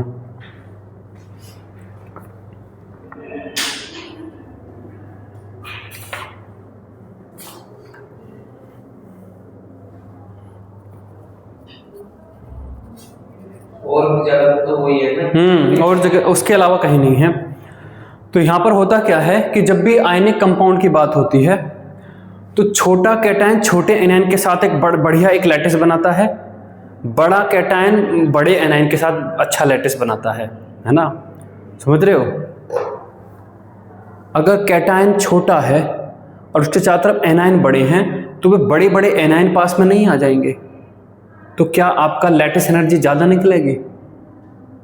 दोबारा से सुनिए, आप अगर एक्सपेक्ट करते हो कि लैटिस एनर्जी बेटा कब ज़्यादा निकलेगी, देखो कैटायन का साइज छोटा, एनायन का साइज बड़ा, ठीक है एक लिमिट तक। लेकिन अगर कैटायन का साइज काफ़ी छोटा, एनायन का साइज काफ़ी बड़ा हो जाए और तब तुम लैटिस बनाओगे तो छोटे कैटायन की तरफ एनायन अरेंज होगी, तो एनायन में भी तो रिपल्सन होगा, तो ओवरऑल उतनी लैटिस एनर्जी नहीं निकलेगी जितनी आप फॉर्मूले के थ्रू एक्सपेक्ट कर रहे हो। तो जब एनर्जी कम निकलती है जब छोटे कैटायन के साथ एनायन भी रिलेटिवली छोटा ही हो, बहुत ज़्यादा साइज में अंतर ना हो, है ना। तो छोटे कैटायन के साथ अगर छोटा एनायन है, एनायन फिर भी यूजुअली बड़ा रहता है, उस टाइप से ज़्यादा एनर्जी निकलती है। बड़े कैटायन के साथ बड़ा एनायन तो तब ज़्यादा लैटिस एनर्जी निकलती है, और ज़्यादा लैटिस एनर्जी निकलने पे हम उसे ज़्यादा आयनिक करैक्टर वाला बोलेंगे। ठीक है, इस तरीके से। तो यहाँ पर आपका जो एनायन है वो बहुत बड़ा नहीं है ना, या उसका इलेक्ट्रॉन क्लाउड इतना ज़्यादा नहीं है, इस तरीके से मान लो बहुत बड़ा नहीं है, उसका इलेक्ट्रॉन क्लाउड इतना बड़े नहीं है, उस तरीके से हमसे देखो। यहाँ पर भी अब मुझे एक याद आया कि ये एक्सप्लेनेशन में भी वो पेज फंसेगा, फिर एक और पेज फंसेगा। अब बता दूंगा तो फिर तुम्हें बोलेगा कि नहीं ये अब फिर सही एक्सप्लेनेशन बताओ, वो पहले मैं ढूंढ लूँगा तब बताऊँगा मैं, अभी भी मुझे याद आया है ना। लिखिए एक्सप्लेनेशन 1, एक्सप्लेनेशन 1 लिखिए, this order can not be explained by Fajan rule, this order can not be explained by Fajans rule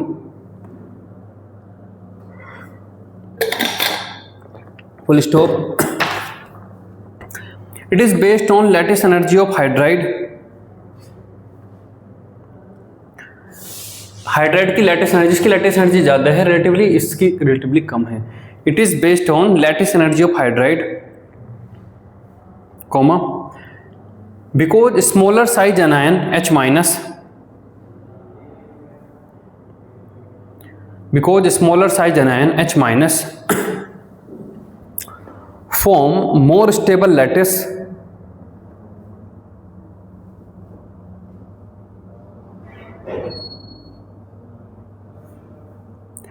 H minus form more stable lattice with smaller size cation, with smaller size cation Li plus. So LiH is most stable, so most ionic.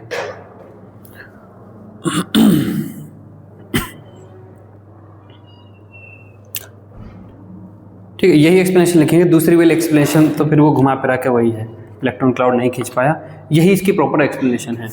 तो 1 लिखो या हटा दो, ठीक है। चलिए अब इसी के अंदर हम हाइड्राइड में ही और चर्चा करेंगे। अब आगे हेडिंग डालिए, इसी के अंदर चल रहा है electrolysis of hydride, electrolysis of hydride. तो M प्लस H माइनस है ना, फ्यूज्ड, ये बेसिकली आयनिक हैं, तो ये सॉल्यूशन यूजुअली नहीं बनाएंगे। तो ये जो आपका फ्यूज्ड है, जब इनका इलेक्ट्रोलिसिस करते हैं, जो इलेक्ट्रोलिसिस करते हैं, तो भाई राइट में होता है आपका कैथोड और लेफ्ट में आपका होता है एनोड, ये होता है, हाँ जी। तो H2 गैस कैथोड पर आएगी या एनोड पर आएगी? कैथोड पर है, एनोड पर आएगी, क्योंकि यहाँ पे H एज H प्लस नहीं है, एज H माइनस है। तो यहाँ पर ये एनोड पे आपकी H2 गैस आएगी और कैथोड पे आपकी ये मेटल, जो भी सॉलिड लिक्विड बोलो, जो मेटल आपकी आएगी। तो ये इसमें उल्टा होता है हाइड्राइड के केस में, H2 गैस आपकी इस पर आती है। जब हम फॉर्मिक एसिड का, सोडियम फॉर्मेट का कोल भी इलेक्ट्रोलिसिस करते हैं, ये बताइए, HCOO माइनस Na प्लस, इसका जब आप कोल भी इलेक्ट्रोलिसिस करोगे तो बताइए एनोड पर और कैथोड पर क्या आएगा?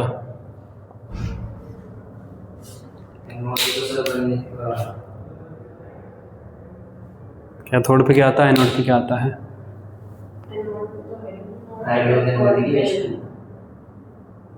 और कैथोड पे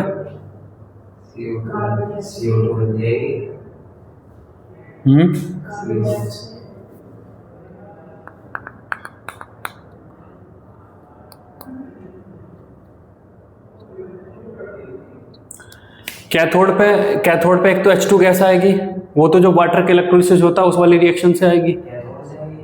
सुनो तो सही, वाटर इस यहाँ पे H2 गैस आएगी और साथ में आपका NaOH बनेगा। H2 तो आती है ही है। अगर तुम यहाँ पे CH3CONa लेते तो यहाँ पे H2 प्लस NaOH बनता और वहाँ पे आपका CH3CH3 बनता। ये देखिए, कोई भी इलेक्ट्रोलिसिस में एनोड पे बनता है, हैं? एनोड पे तो ज्यादा। रुक चलो देख लो, एक मिनट देख लो, CH3CONa ये है, पहले ये आपका टूटता है CH3COO माइनस प्लस आपका Na प्लस, ये होता है एनोड, लिख लेते हैं एनोड, फिर हम यहाँ पे लिख लेते हैं कैथोड, ठीक है। 2 times of CH3 COO minus gives 2 times of CH3 COO फिर रेडिकल हो गया प्लस के 2 इलेक्ट्रॉन आ गए। ठीक है, अब ये 2 इलेक्ट्रॉन लेके यहाँ पर जो आपका मौजूद 2 टाइम्स ऑफ H प्लस है, या तो H प्लस से लिख लो या वाटर से लिख लो, 2 times of H plus plus के आपके 2 इलेक्ट्रॉन, तो यहाँ पर आपकी क्या हो जाएगी, H2 गैस हो जाएगी। ठीक है, वहीं पर ये आपके जो 2 टाइम्स ऑफ Na प्लस हैं, 2 टाइम्स ऑफ Na प्लस हैं, प्लस आपका OH माइनस, तो मैं इस वाले वाटर वाली रिएक्शन से लिख दे रहा हूँ क्योंकि OH माइनस देखेंगे नहीं, फिर यहाँ पे वाटर होता है यहाँ पर H2O, एग्जैक्ट मुझे रिएक्शन अब याद नहीं रही, 2 टाइम्स ऑफ H2O प्लस के 2 इलेक्ट्रॉन यहाँ पर आपका है, यहाँ पर आपकी H2 गैस है, प्लस आपके ये 2 टाइम्स ऑफ OH माइनस, वो बैलेंस कर लेना, 2 times of Na plus plus आपका 2 times of OH minus gives आपका 2 टाइम्स ऑफ NaOH है जी। यहाँ पर क्या होता फिर ये 2 टाइम्स ऑफ CH3 COO फिर रेडिकल, ये यहाँ से बॉन्ड टूट गए आपका 2 टाइम्स ऑफ CH3 फिर रेडिकल प्लस आपका 2 टाइम्स ऑफ CO2 गैस, ये निकल गई। फिर ये आपका 2 टाइम्स ऑफ CH3 फिर रेडिकल, ये दोनों आपस में जुड़ के CH3 ईथेन आ गई है ना। तो एनोड पे आपकी H2 गैस और ये निकलती है, तो इसके फोर्स में NH2 गैस निकलेगी। यहाँ क्या निकलेगा, यहाँ पे आपका CO2 गैस, और जो वहाँ पे CH3 जुड़ते हैं वो तो जुड़ेंगे नहीं, तो यहाँ पर H2 गैस यहाँ पर भी है, तो H2 गैस दोनों जगह पर है उसमें। हाँ, तो उसी तरीके से एनोड हाइड्राइड। तो सर इसमें मतलब जैसे एक सवाल था कि पीएच कौन मतलब ये मतलब किसी एक कैथोड पे उस पे इलेक्ट्रोड पे पीएच ज्यादा देगी, पीएच तो कैथोड पे उसमें भी कब बढ़ेगी। ये H जो है, ये H इस वाले प्रोसेस से नहीं बना ना, ये H तो H रेडिकल से बना ना, पीएच यहाँ नहीं बढ़ेगी, पीएच तो यहाँ बढ़ेगी, यहाँ पे एल्कलाइन बनेगा। हाँ, तो ये है। तो ऐसी हाइड्राइड का जब इलेक्ट्रोलिसिस है, फ्यूज्ड इलेक्ट्रोलिसिस है, तो H2 गैस उसमें एनोड पे निकलती है, ना कि कैथोड पर, क्योंकि और 90% तो वो वहीं पे निकलती है ना। ये लिखिए,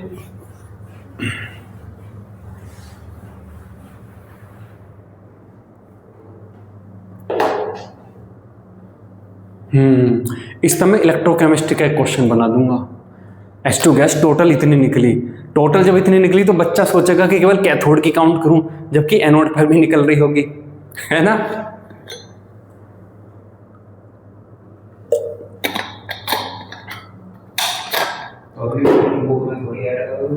बुक तो चली गई, जब वो उसके लिए आएगी करेक्शन के लिए, अभी नहीं लिखा, अभी तो उसके ही करेक्शंस आएंगे, अभी सोचा नहीं, अभी इन सब चक्करों में भी लग रहे हैं एडमिशन में। लिखा है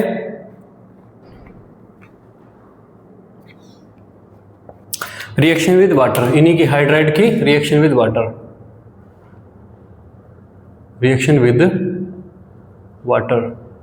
ये जो हाइड्राइड हैं ये वाटर के साथ रिएक्ट करके हाइड्रोक्साइड बनाते हैं और H2 गैस रिलीज करते हैं। तो देखिए MH प्लस आपका ये H2O, ये आपका बन जाएगा MOH प्लस आपका ये H2 गैस। ठीक है, रिड्यूसिंग करेक्टर,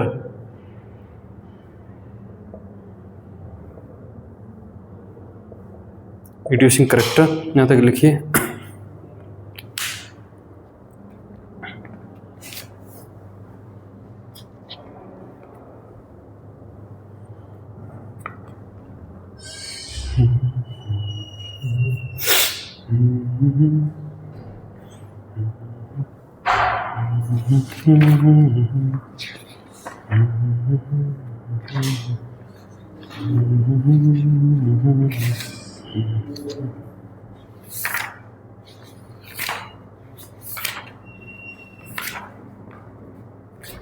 रिड्यूसिंग कैरेक्टर तो बढ़ेगा सर, लिखिए इसमें, they are powerful reducing agent, they are powerful reducing agent. Reducing character के बढ़ने घटने की चर्चा उसने खास ऐसे नहीं करी। They are powerful reducing agent, full stop. जैसे भी लॉ में पढ़ता था तो इसमें तो बढ़ना चाहिए ऊपर से नीचे।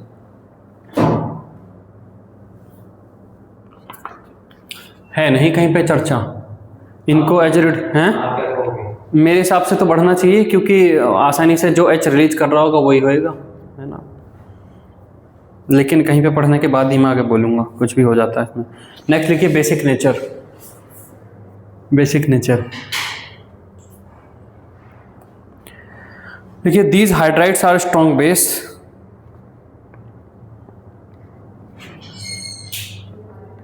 These hydrides are strong base.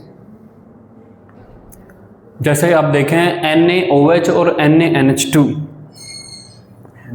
इनमें कौन स्ट्रॉन्ग बेस होगा?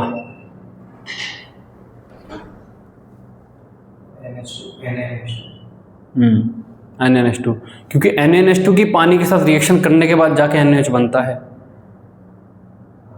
ये तो इस वजह से तो बोला मैंने, मतलब वो NH2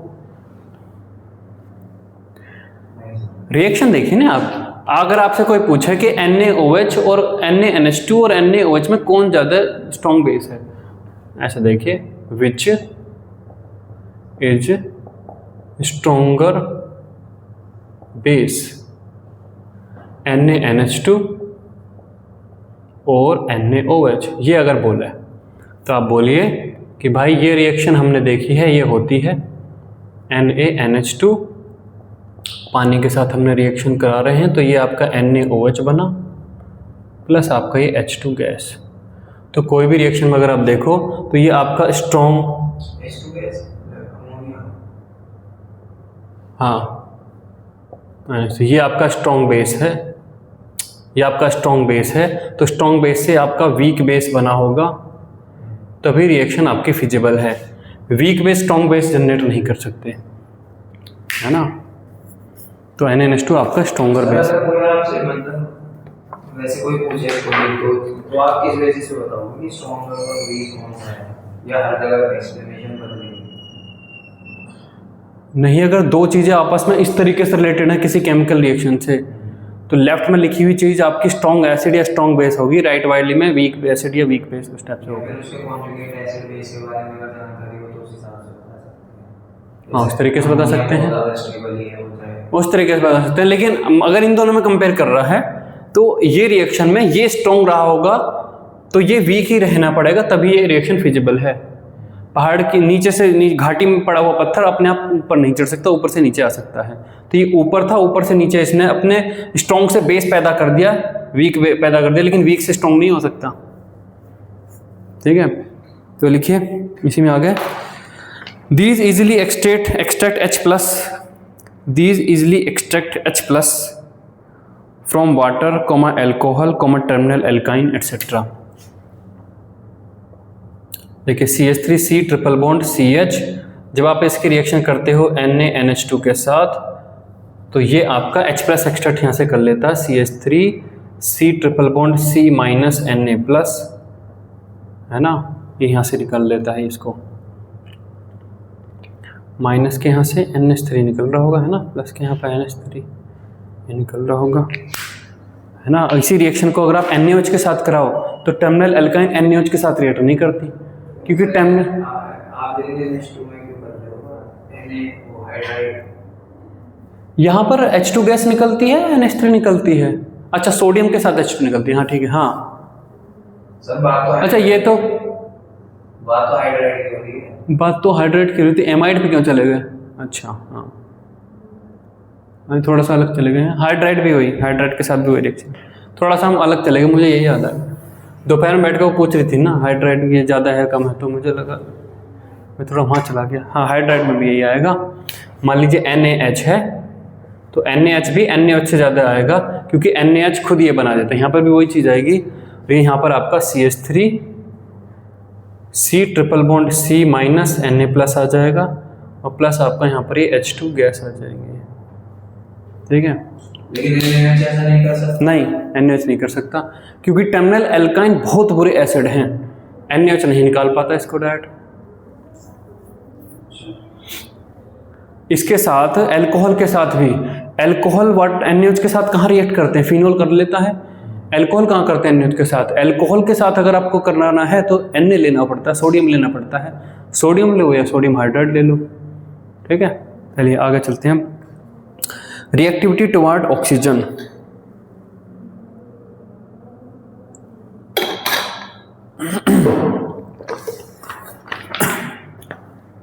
रिएक्टिविटी टुवर्ड ऑक्सीजन, तो नेक्स्ट है ABCD चल रहा है, 4 5 आ गए हैं। Reactivity toward O2, reactivity toward O2। वहाँ पे तो सिंपल एयर था कि एयर में रखा हुआ छोड़ दिया, यहाँ पे O2 के साथ हम रिएक्ट उसको कराएंगे, है ना। तो लिखिए alkali metals have strong affinity toward oxygen.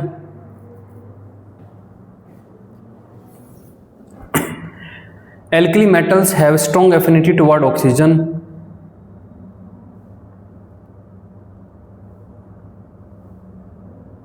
Toward oxygen. Full stop. When heated in atmosphere of oxygen. When heated in atmosphere of oxygen, comma, the alkali metals ignite. The alkali metals ignite and form oxides,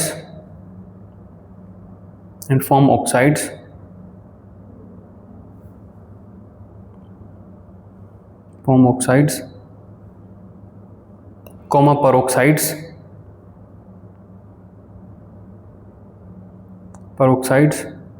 and superoxides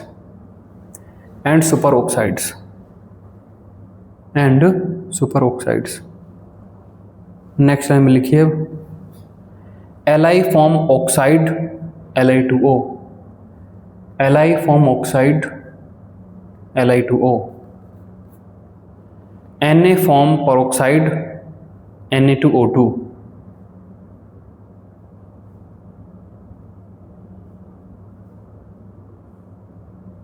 next लिखिए K, RB Na2O2, हाँ, K, RB, CS form superoxides KO2, RbO2, CSO2।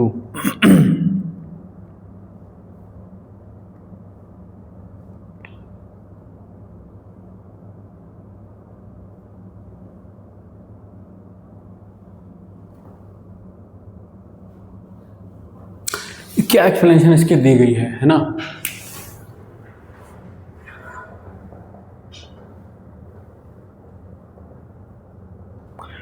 इसे आप ऐसे मानिए कि आप सब्जी मंडी में जाते हैं, तो सब्जी मंडी क्या बजे लग जाती होगी? 7 बजे लग जाती होगी, मुझे लग रहा है सुबह। हाँ, 7 से भी 6 बजे लग जाती मान लो। तो अगर आप 6 बजे पहुंच गए तो जो आपको सब्जी मिलेगी वो अरे ताज़ी, तो वो 10 बजे तक अब ख़राब हो जाएगी। मतलब बढ़िया आप चुन सकते हो, बढ़िया जो टमाटर थे वो आपने निकाल लिए, है ना। और सब्जी मंडी तो 12-1 बजे तक तो हो लेती है ढीली, है ना। अगर आप 6 बजे पहुंचे तो बिल्कुल बढ़िया वाले टमाटर आपने चूज कर लिए, बेहतरीन, एक भी धब्बा नहीं ऐसे। कोई पहुंचा मान लो 10 बजे, तो फिर थोड़ी सी बढ़िया तो चले गए ना।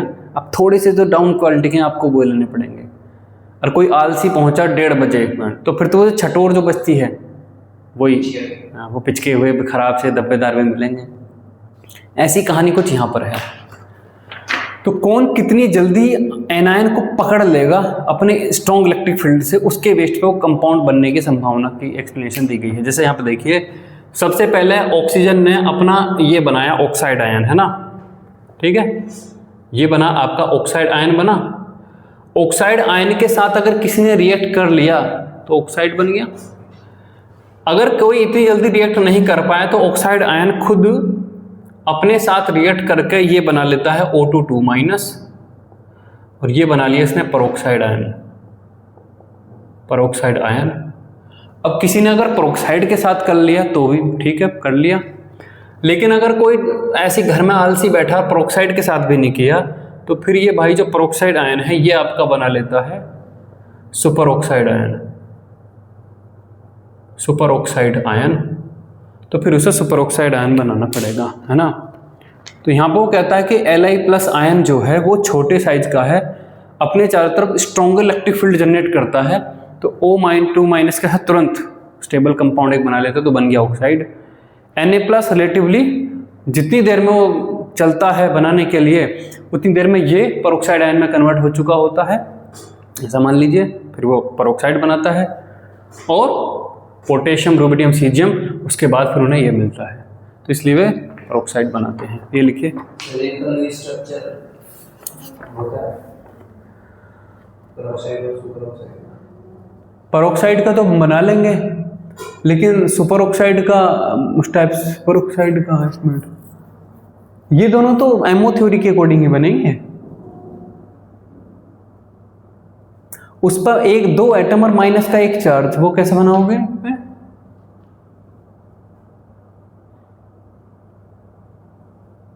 बॉन्ड में फंसोगे ना, आधा बॉन्ड भी तो बनने की संभावना है उसमें, आधा आधा या ये बॉन्ड भी तो बन जाए, फिर उस लुईस स्ट्रक्चर में आधा बॉन्ड कैसे जस्टिफाई करोगे? वो एमओटी नहीं है, एमओटी में ही है ना। ये वाला तो हम बना देंगे ना, O2 2 माइनस बन जाएगा। O2 2 माइनस तो आप एक bond O, single bond O, इस पे एक माइनस चार्ज, इस पे एक माइनस चार्ज, वो वाला नहीं बनने का शायद। ये लिखो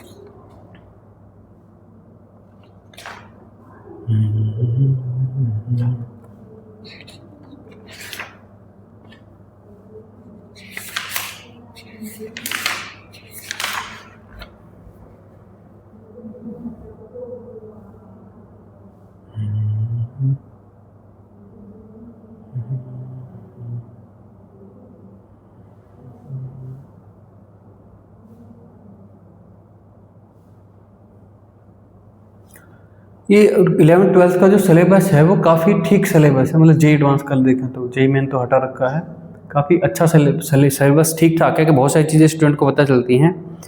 लेकिन ऑर्गेनिक पॉइंट ऑफ व्यू से बहुत सारी कुछ रिएक्शंस पुरानी हटा के नई रिएक्शन भी उसमें डालनी चाहिए, है ना। जैसे हम कैनिजारो रिएक्शन को कहें, हालांकि वो एक काफ़ी सारी चीज़ें उसमें एक्सप्लेन होती हैं, लेकिन बहुत सारी नई रिएक्शंस हैं जो रियल एप्लीकेशन में यूज होती हैं, वो भी होनी चाहिए, है ना। ऐसे इनऑर्गेनिक में बहुत सारी जो रियल लाइफ की चीज़ें, मेरा कहने का मतलब है कि इनऑर्गेनिक अगर है तो इनऑर्गेनिक में रियल लाइफ में जो चीज़ें यूज हो रही हैं वो भी इंक्लूडेड उनमें होनी चाहिए, जिससे कि बच्चे को थोड़ा सा उसमें भी इंटरेस्ट आए कि हाँ ये यूज़ तो हो रही हैं, देखो यहाँ यूज होती है, यहाँ यूज, सुबह से शाम तक वो चीज़ें देख रहा है, उसमें से लगे कि यहाँ पे देखो ये वाली रिएक्शन होती है, यहाँ पे ये रिएक्शन होती है, उसे थोड़ी किसी एप्लीकेशन सी लगे इन पढ़ाई की, ऐसा ना लगे बस किताबी ज्ञान चल रहा है। किताबी ज्ञान चल रहा तो उसके लिए जो उद्देश्य है कि क्यों पढ़ रहे हैं वो नहीं निकल पाता। कई बार आता है जब मैं पढ़ता तब भी मैं ये कहाँ काम आएगा, हालांकि ये सारी चीज़ें बेसिक फंडामेंटल्स हैं, काम आती हैं, बहुत सारी एप्लीकेशंस हैं, लेकिन किताबों ने एक्सप्लिकेशन को तो इग्नोर ही किया है, एप्लीकेशन तो लिखी ही नहीं है कहीं पे, है ना। हाँ फिजिक्स बढ़िया लगती है क्योंकि फिजिक्स में पुली है, पुली से ये खींच रहे हैं, बैटरी है, बैटरी से वायर करंट जा रहा है, ये जा रहा है, तो वो दिखती है कि हाँ मैंने देखा, देखो वोल्टमीटर में वोल्टमीटर भी दिखता है, तार दिखते हैं उनमें करंट दिखता है, पुली दिखती है, पत्थर दिखता है, उठाया वजन दिखता है, फोर्स लगाए, सब दिखता है ना। केमिस्ट्री में नहीं दिखती हैं, तो केमिस्ट्री उतनी इंटरेस्टिंग टाइप से नहीं लगती, तो होनी चाहिए उसमें एप्लीकेशन भी डाल के रखें तो और ज़्यादा बेटर लगेगी।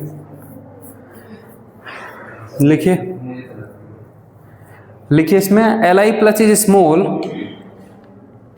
Li plus is small, so have very strong electric field, so have very strong electric field, so directly combine with O2 minus, so directly combine with O2 minus, O ऊपर charge 2 minus, O ऊपर charge 2 minus मतलब oxide ion O2 minus, so directly combine with O ऊपर charge 2 minus oxide ion. Next time में लिखिए Na plus is slower in reaction,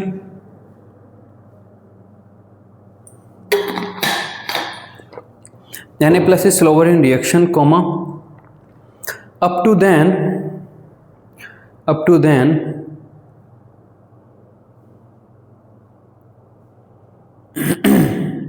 to then O ऊपर charge 2 minus converted to O2 2 minus O2 2 minus, तो फिर उसे super peroxide बनाना पड़ता है। Next लिखिए K plus comma RB plus comma CS plus K plus comma RB plus comma CS plus are even slower in reaction comma up to then O2 2 minus converted to O2 minus O2 2 minus converted to O2 minus O नीचे 2 ऊपर minus super oxide है ना minus, ठीक है ये। अब इसी में आगे लिखिए basic nature of oxide, basic nature of oxide. तो बेसिक नेचर ऑफ ऑक्साइड नीचे जाने बढ़ेगी घटेगी? तो लिखिए basic nature of oxide increases moving down the group. Basic nature of oxide इसी के अंदर चल रहा है, basic nature of oxide, basic nature of oxide. तो इसमें लिखिए the basic nature of oxide increases down the group, लिख लीजिए इसमें Li2O। ये ऐसे लिख तो देते हैं लेकिन इसमें अगेन ये सब ऑक्साइड यूजुअली बनाते नहीं हैं, है आप इतना ही भाई छोड़िए, है ना, बनाते नहीं है ना ये, सीजियम ऑक्साइड्स यूजुअली नहीं बनाता है ना। चलो इतना ही रहने दीजिए, फिर वो बनाता है नहीं बनाता, फिर वो कैसे बनाते होंगे उसको, मतलब बनाता नहीं है लेकिन चर्चा कर रहा है कि बेसिस। हाँ चर्चा कर रहा है, चर्चा फिर क्यों कर रहा है, फिर इसको बना के कैसे लेके आता है, मैं ये कह रहा हूँ। चलिए अगर तो लिखें बेसिक नेचर ऑफ वो formation of hydroxide, formation of hydroxide.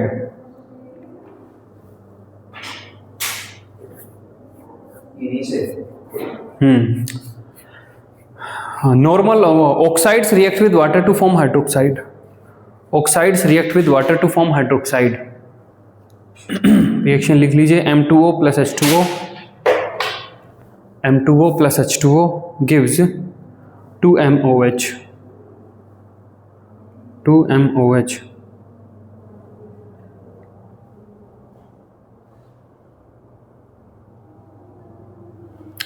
Next लिखिए basic nature of hydroxide, basic nature of hydroxide क्या है, बढ़ेगी नीचे जाने पे घटेगी, अगेन बढ़ती है ना। तो लिखिए basic nature of hydroxide increases from LiOH to CSOH।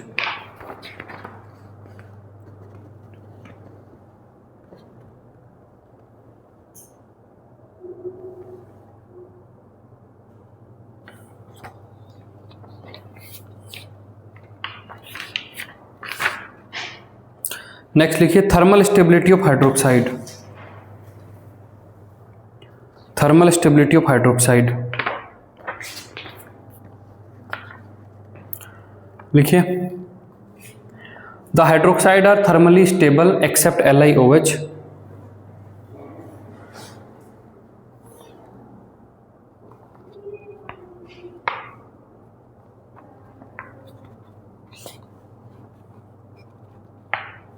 Full stop. Stability increases down the group,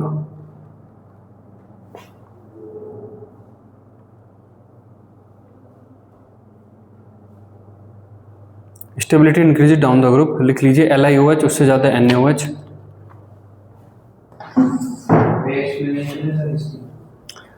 इसकी इन सबकी एक्सप्लेनेशन एक साथ पढ़ेंगे थर्मल स्टेबिलिटी की, है ना।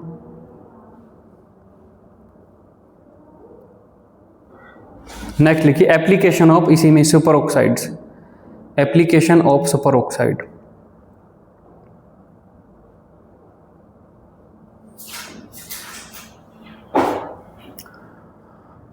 जो ये रहते हैं सबमरीन और इंटरनेशनल स्पेस स्टेशन, इनमें ऑक्सीजन कैसे बनाते हैं वे, लोग रहते हैं ना उनमें सबमरीन में और उसमें इंटरनेशनल स्पेस स्टेशन में। इंटरनेशनल स्पेस स्टेशन देखा तुमने, जमीन से दिखता है, हैं? जमीन से देखा लेकिन दिखता है। हाँ दिखता है। आप इंटरनेशनल ISS की साइट पर जाके आप अपना वो बना लीजिए, ईमेल डाल के एक वो बना लीजिए अकाउंट, तो वो आपको ईमेल पे भेजता रहता है कि आपकी ज्योग्राफिकल लोकेशन पे कितने बजे से कितने बजे की विंडो में दिखेगा। वो बोलता है कि मतलब उस तरीके से देगा कि 5:20 पे आप फलानी नॉर्थ ईस्ट के इतने डिग्री पे आप मुँह करके खड़े रहिए, अब वो इतने 4-5 मिनट की विंडो में दिखेगा। एक तारा ऐसे जाता हुआ ऐसा दिखता है। फिर जी मैंने दिखाया था बहुत सारे बालकों को, भी कहते हैं दिखाओ दिखाओ। फिर मैंने एक दिन दिखाया था, उनका आज दिखेगा भाई इतने बजे, आ जाओ नीचे। नहीं, वो रात में नहीं दिख पाता, वो दिन मतलब जब शाम ढल रही होती है उस टाइम ही दिखता है। वो शाम ढल रही होती है उस टाइम सूरज की रोशनी उस पर पड़ती है, फिर वो हमें ऐसे दिख पाता है। हाँ दिखा दूंगा मैं, ठीक है, मैं याद करके दिखा दूंगा, शाम में ही दिखता वो। तो जो इंटरनेशनल स्पेस स्टेशन होते हैं और जो सबमरीन होती हैं, उनमें ऑक्सीजन कैसे बनाते हैं वे? बनाते हैं। ऑक्सीजन तो चाहिए, लोग रहते हैं उसमें अंदर, पेड़ थोड़ा ना लग रहे हैं वहाँ। लेके जाते हैं। ऑक्सीजन लेके जा मैं, ऑक्सीजन के सिलेंडर। जब कोरोना था तब ऑक्सीजन के सिलेंडर की ज़रूरत पड़ रही थी, तो एक ऑक्सीजन का सिलेंडर एक आदमी जो है कितनी देर में ख़त्म हो जाता था, वो बड़े वाला ऑक्सीजन का सिलेंडर जिसमें लगभग 20 किलो ऑक्सीजन आती थी। पहली बात तो जो ऑक्सीजन है वो जैसे LPG आती है, LPG तो लिक्विफाइड फॉर्म में रहती है, उतने बड़े सिलेंडर में 14 किलो ऑक्सीजन आ जाती है ना, लिक्विफाइड रहती है ना। लेकिन ऑक्सीजन जो है, ऑक्सीजन लिक्विफाई नहीं हो सकती रूम टेम्परेचर पे, तो वो कंप्रेस्ड रहती है उसमें। अब कंप्रेस्ड में आप कितनी भर पाओगे? जैसे CNG भर पाती है, तो इसमें 12-13 किलो गैस आ पाती है, शायद 20 भी नहीं आ पाती। वो जो लंबा सा सिलेंडर रहता है पतला सा, जिसे तो वेल्डिंग वाले भी यूज करते हैं, उसके अंदर 12-13 किलो की गैस आती है बड़े वाले में। तो 12 किलो गैस एक कोरोना पेशेंट कितनी देर में ख़त्म कर देता था? 8-10 घंटे में। 8-10 घंटे में, जबकि वो केवल वही ऑक्सीजन नहीं ले रहा, बाहर से भी ऑक्सीजन ले रहा है। बेड पे लेटा हुआ तो ऑक्सीजन खत्म थोड़ा ना होगी कमरे में, ऑक्सीजन कंसंट्रेटेड चाहिए, वो ऑक्सीजन भी चल रही है और हवा की भी ऑक्सीजन चल रही है। तो एक दिन में तो 3 सिलेंडर चाहिए। तो भाई वहाँ पर मान लो 100 लोग रहते हैं सबमरीन में, तो 300 सिलेंडर तो रोज लगेंगे, और सिलेंडर इतना भारी होता है वो तो इतनी काम चलने का। तो कैसे बनाते हैं वे? वाटर के इलेक्ट्रोलिसिस से, वाटर के इलेक्ट्रोलिसिस से बनाते हैं। वाटर के इलेक्ट्रोलिसिस से H2O2 बनती है, H2 को डिस्कार्ड कर देते हैं, कोई ज़रूरत नहीं है, O2 को सांस लेने के लिए रख लेते हैं, है ना। लेकिन कई बार इमरजेंसी में अगर उनका ऑक्सीजन प्लांट खराब हो जाए तो वे पोटेशियम सुपर ऑक्साइड के कैनिस्टर रखते हैं। हाँ, तो पोटेशियम सुपर ऑक्साइड क्या काम करता है? देखिए, अगर इस रूम में ऑक्सीजन नहीं हो तो क्या समस्या आने लगेगी। एक तो जब हम सांस लेते हैं तो उसमें सांस में से मॉइस्चर, वाटर वेपर भी निकलती है, मॉइस्चर भी निकलता है, तो हवा में मॉइस्चर हो जाता है। एक CO2 बढ़ने लगती है। जैसे कई बार आपने देखा होगा कोई बस जा रही है, उस बस में बहुत भीड़ भाड़ है, तो आपको कई बार चक्कर उल्टी से आने लगते हैं। तो वो चक्कर उल्टी आते हैं क्योंकि CO2 एक्सेस बनने लगती है उस CO2 की वजह से, और ऑक्सीजन भी कम हो रही है ना। तो सबमरीन में आपको अगर प्लांट अगर वो बंद हो गया है तो आपको क्या चाहिए? ऑक्सीजन बनाने वाला चाहिए, साथ में CO2 हटाने वाला भी चाहिए, और कोई वाटर वेपर भी हटा दे तो प्योर अच्छा बनेगा ना। तो आपको O2 बनानी है, CO2 हटानी है, वाटर वेपर हटानी है। अकेला KO2 तीनों काम कर देता है। अकेला KO2 ऑक्सीजन बना देगा, CO2 हटा देगा, H2 भी हटा देगा। तो लिखिए, potassium super oxide is an inorganic compound with the formula KO2। Potassium super oxide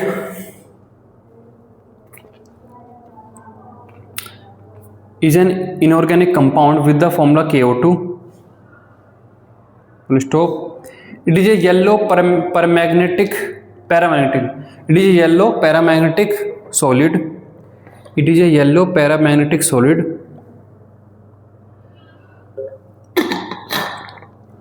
that decomposes in moist air.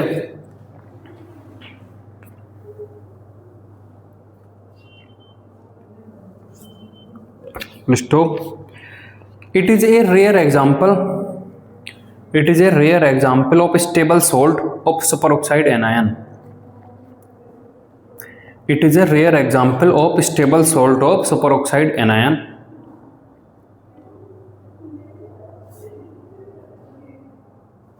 Rare example of A stable salt of superoxide anion.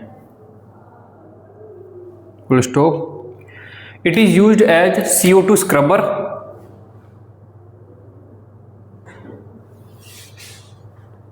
It is used as CO2 scrubber, H2O dehumidifier. H2O dehumidifier.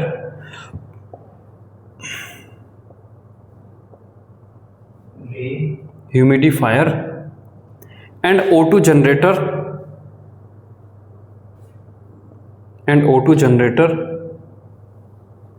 In spacecraft, जो rocket में बैठ के आदमी जाते हैं, in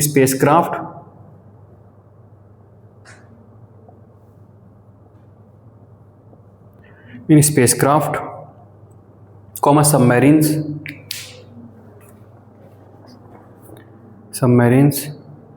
and space suit बोल रहे, and space suits and space station.